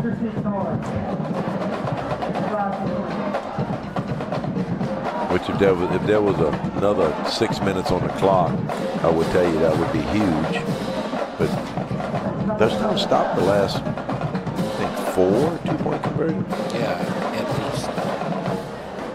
Because it was 16. And they scored 30 points since then. So that would be 5 touchdowns.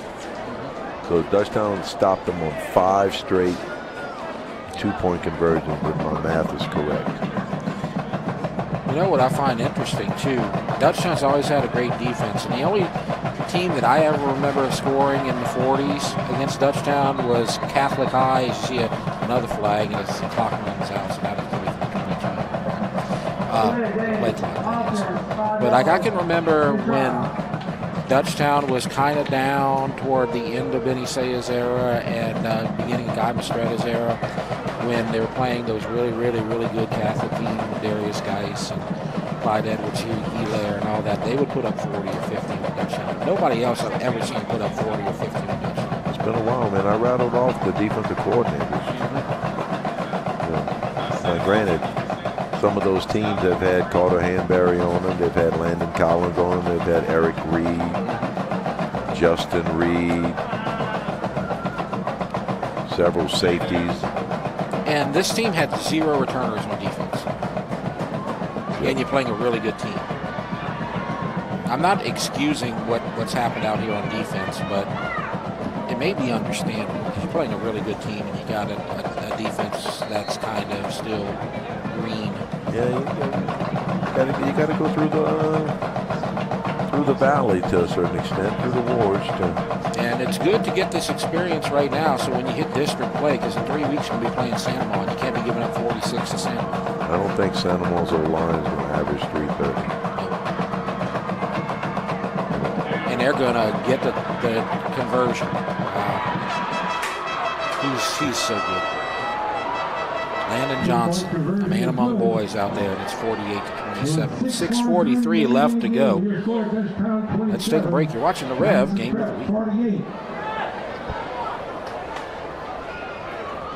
Athletic training staff of Dutchtown High School would like to thank the following sponsors for their support of our Griffins Sports Medicine Program. Advantage Physical Therapy, Tata Law Firm, Baton Rouge Orthopedic Clinic Foundation, Cypress Physical Therapy.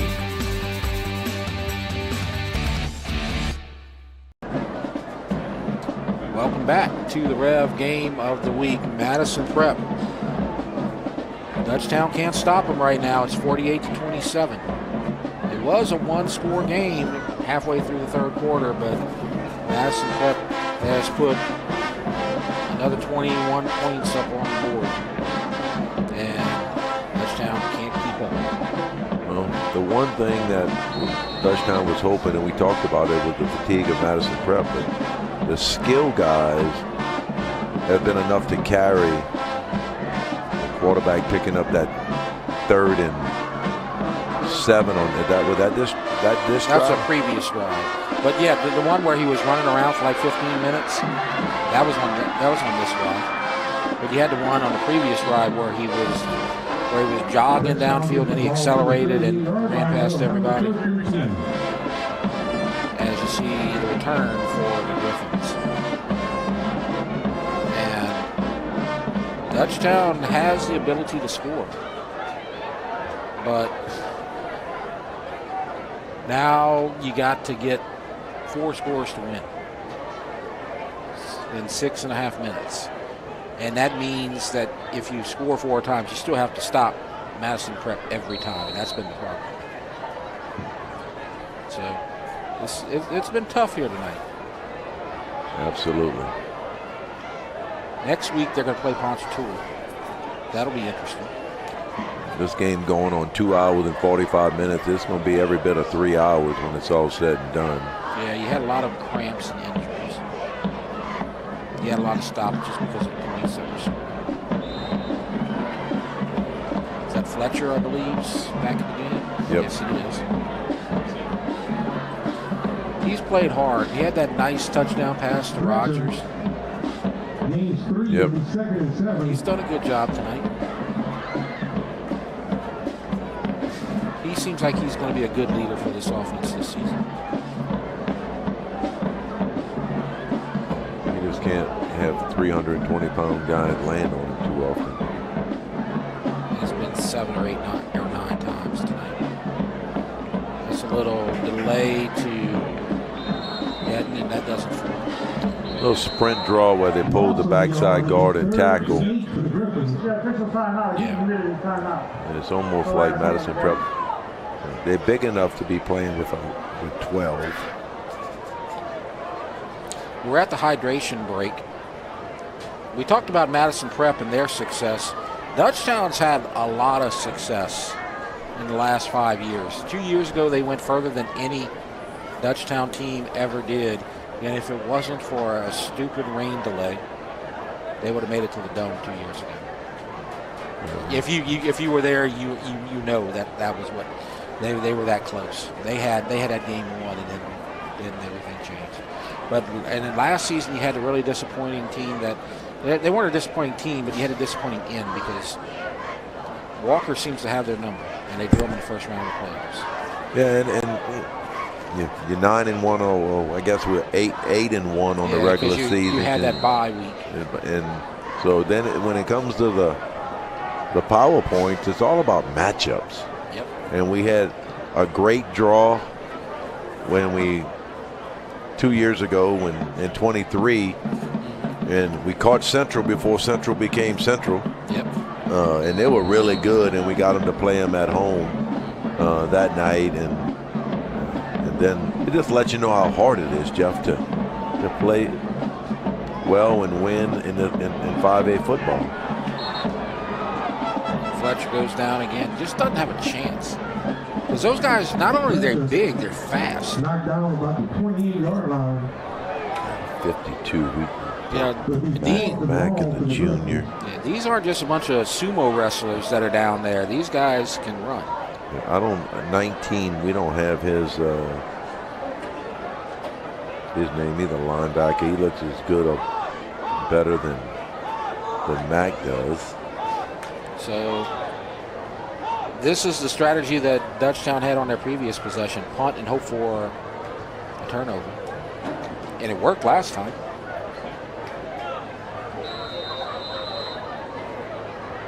Flag. Play clock.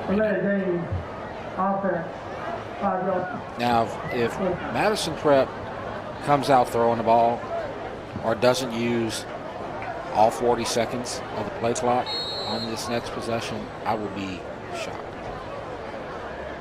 I was shocked last time they threw the ball on first down. They would have got an interception. That would have changed things.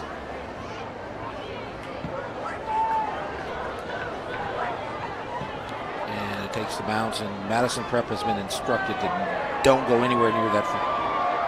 Well, they needed it to hit somebody who was just running down the field, and that didn't happen. Santa Maud has the win now, 49-6, and Brother Martin has made the comeback all the way back from 22-9. Now they lead 29-22. 20 unanswered for the Crusaders. I'm sure that's an exciting one. Yep, that's the one that Jimmy and Swack are at. Bet you they're having a good time. Well, probably not right now because EA had a comfortable lead. Kind of reminded us of the game we were talking about 2 years ago. Tale of two halves. Yep. Well, Madison Prep got some young guys in there. They took 7 out. Yep. Quarterback. Let's see. Looks like Damian Jones Jr. 16. Sophomore. And then, so they're kind of going back to what they did the first play. They got the big fullback in there. They're just going to run a little power football right here. Yep. And that was Hawkins in the backfield. Dutchtown looks like they're going to start the season 0-1. And they will be playing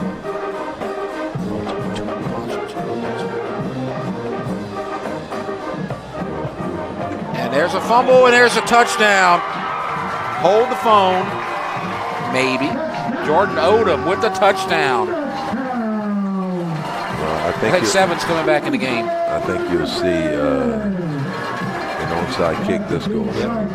7 may be coming back in the game. It's 48-33. Was that the quarterback or that was the running back there?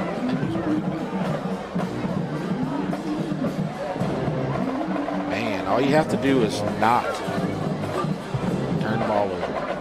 And that's 5 turnovers now. 2 for Madison Prep, 3 for Dutchtown. All 5 of them resulted in scores.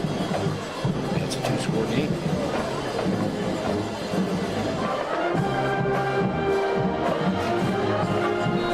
This is wild. This game felt over. And now it's 48-34, so let's take a break. And we'll see if we come back with the onside kick. It's 48-34. You're watching the Rev Game of the Week. Athletic training staff of Dutchtown High School would like to thank the following sponsors for their support of our Griffins Sports Medicine Program. Cypress Roofing, SCC Heating and Cooling, Raising Cane's in Prairieville, Hollis Orthodontics.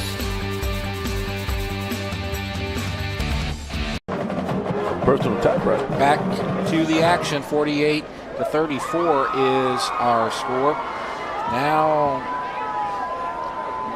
likely an onside kick, you would think. They make it so hard with the rule changes of having only X number of people on one side of the football.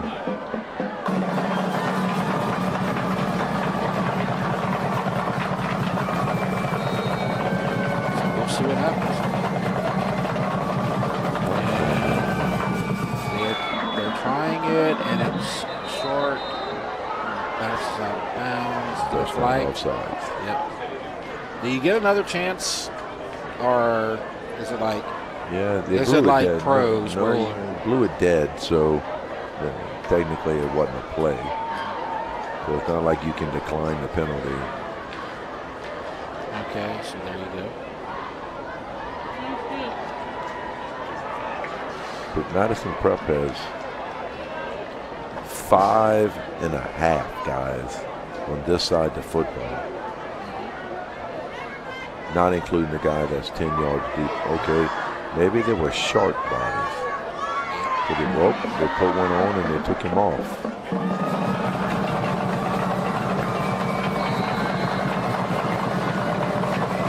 They're disguising it. And it is grabbed by Madison Prep. That was number 42. The 40-yard line where they'll have a 1st and 10. Number 42 in the last.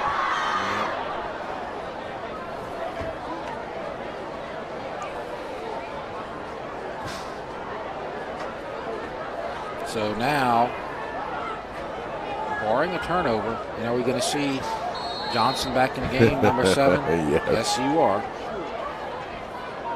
And Profit. Man, the coach tried to give them sophomore the chance to play, and he's not going to take any chances right here.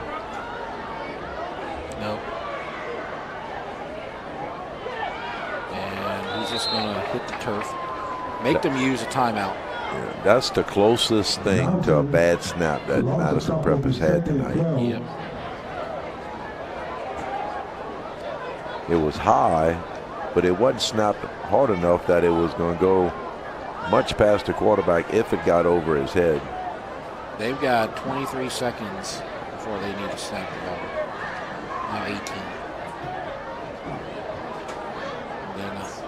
They're not going to snap it for another 10 seconds. 9, 8.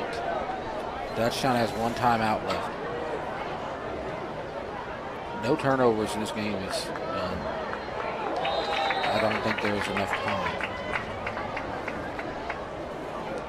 It's 3rd down. They're not going to snap this one until 3:15 or 3:25 left. 2:25, sorry.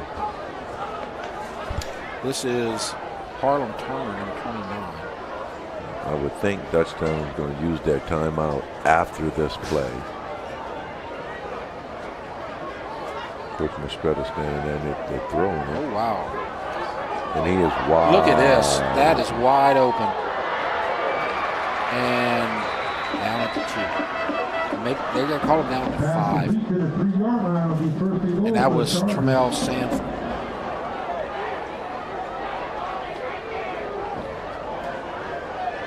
No, actually number 6, Traven Hayes. I guess if he's wide open, you do it. Now you're almost at the point where you can take a knee, but not quite. They're going to try to probably get the points right here. Yeah, he doesn't want to go down, I can tell you that. Nope. Ball's on the ground. Dutchtown recovered. And this game is not over, Coach. It feels over, but it's not over. That was Traven Hayes. Madison Prep is single-handedly allowing Dutchtown to get back in this game. You could have. You're trying to get a score. You're trying to get the young guy a touchdown. And he puts the ball on the ground, and you're thinking, man, if I would have just knelt it, Dutchtown would have used that timeout. And I could have ran 2 more plays and ran 120 seconds off. Yep. And that would have put 30 seconds left on 4th down. Can Owen Fletcher do the impossible? Go 94 yards, score a touchdown, get the ball back, and score another touchdown and tie this game.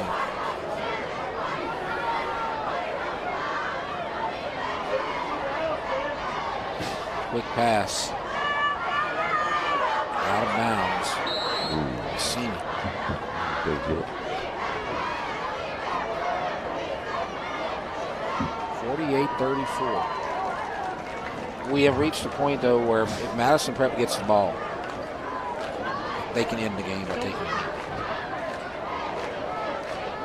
So now Dutchtown has 0 margin for error.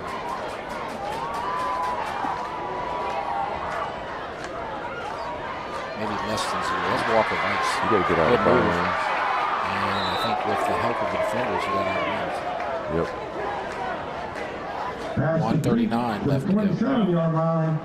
First down, Dutchtown. Derek Walker Vice with the catch.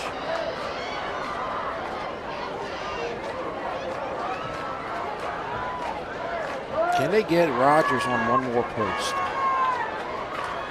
What they got back here? They don't really have any center fielder. And you might have to use timeout. That's what they called it. Yep. 129 left.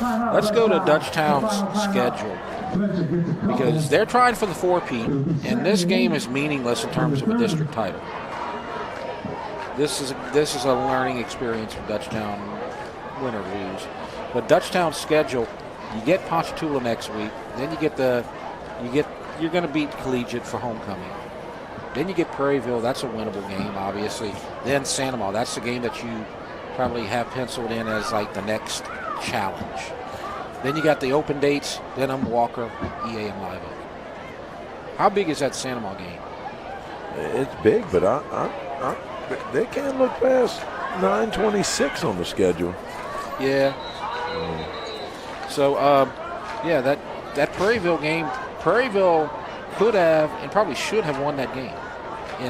But it's just a jamboree. It's not a full-length regulation game. But Prairieville hung with Dutchtown. That shocked everyone.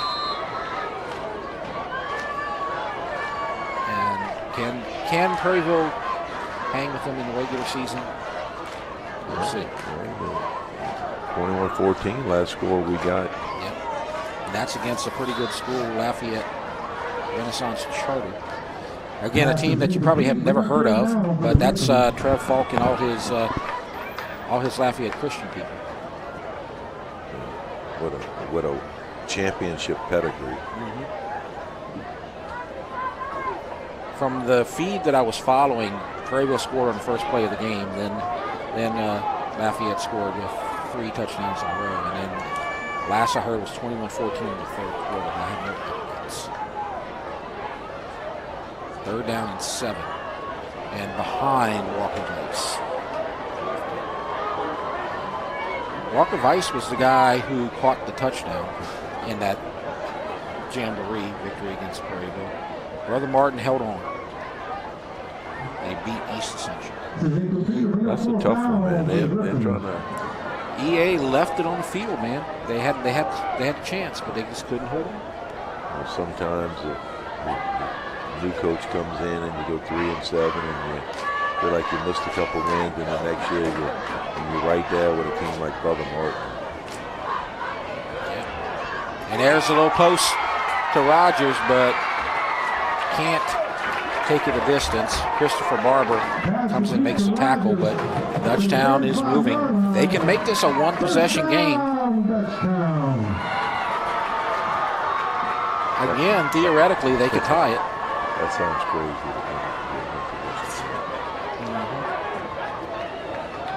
Deep. Walker Vice has it at the 10, at the 5, down to the 1. It's about to be a one-score game, Coach. I love football sometimes. Dutchtown has never had a lead tonight. The only time it's been tied is at 0. I thought he stepped out, but that camera shot right there. He did not step out. Did not step out. 0 timeouts. They're trying to cap a 94-yard drive.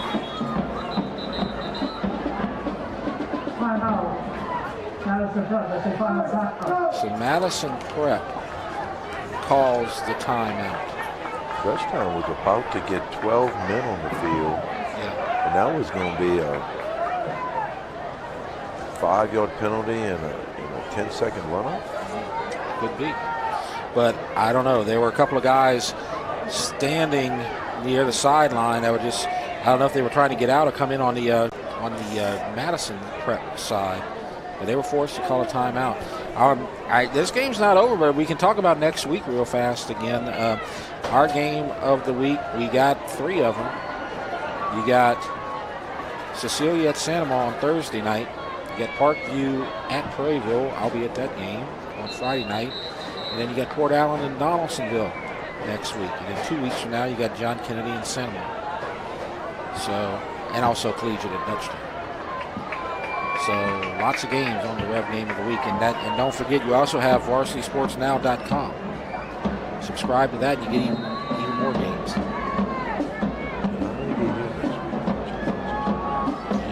Handoff. Ooh, get back to the line. Becknell. Gotta hurry. Gotta hurry. 48-47. Need to hurry. Need to hurry. 42 seconds. 37. Too much time. And no, they got to get back up because they got to score twice. We have, was it a turnover? Or they're blowing the whistle to play dead. The clock is stopped. Owen's helmet came off. Oh, so he's got to come out. So Clay Walker Vice is going to have to come in. There's 27 seconds. Clock now running, 26, 25. They have to hurry. And wide open is number 85, Zach Dotter. And it's a 1-score game.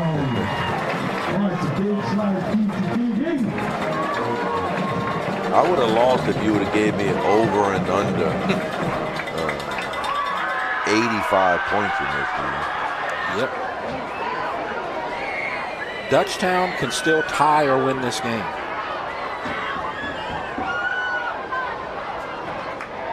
This is interesting. Oh, you see on the far sideline, they're taking Johnson out of the game, the quarterback who plays safety as well. He has an interception tonight. I think he's kind of angry. Yeah, he's angry about something. Either a teammate or a Dutchtown player maybe did something that shouldn't have been done. Extra point is good. So 16 seconds left to go. We got a 1-score game, Coach, and Dutchtown can recover an onside kick and get a Hail Mary, and they can tie this game. That tells me something about Dutchtown, because it doesn't feel like Dutchtown has been in this game. They've never had a lead, but they don't go away. Kudos to the young kids, man. Nobody on defense started, and offense lost a bunch. They don't have a whole lot of starts, as they say, on either side of the football. Onside kick is recovered, and all hell could break loose. Once again, the rule change is not being able to run 10 people or 8 people on the other side. Run at the football. We're out of bounds. Yep. Now you can accept, you can decline. You can get the ball. They don't have to re-kick it on that. This entire night, after the first couple of possessions, it's been a 2 to 3 score game for Madison Prep. Dutchtown got it down to 1 score, I believe, twice. Right now in the third quarter. And the rest of the night, it's been 2 or 3 scores ahead for Madison Prep.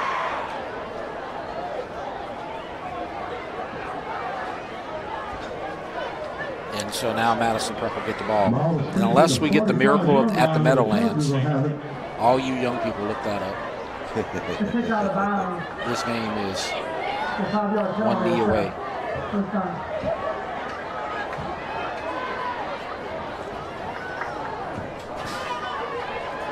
49-point doesn't kneel down, Jeff. And Madison Prep looked impressive, but Dutchtown would not go away.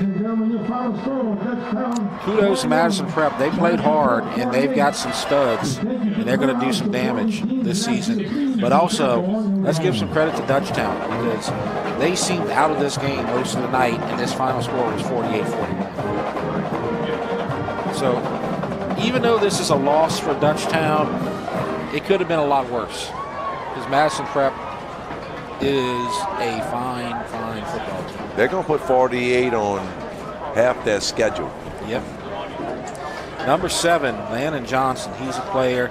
You got Keon Robinson, the Grambling commit, and wide receiver. Javen Holmes, DB commit from Houston. And you got a lot of other guys. You got those running backs. They're a great team. But, hey, let's talk about the home team, Dutchtown. Owen Fletcher had a great game. And, he was on the ground a lot, but he never gave up. And that's what you need from a quarterback. Yeah, he showed resilience because he came back in after the strip fumble and played well and threw some nice balls when he had time. Yep. He had that long touchdown pass to Rogers. Defense needs some work, but you're still 3 games away from the district opener, so you got time. Yeah, I don't know if so much the defense as per se. I mean, they gave up some big plays, and Coach will worry about that, but it was, 6 total turnovers in this game? Mm-hmm. And there were points off of all of them. Even the one at the 6-yard line, Dutchtown went 94 yards. That's crazy. And so that's going to do it for tonight. Again, join us next week for the Rev Game of the Week. I'll be at Prairieville for that game, Prairieville versus Parkview. That's going to do it for our broadcast here tonight. Our final score, 48-41. Madison Prep defeats Dutchtown.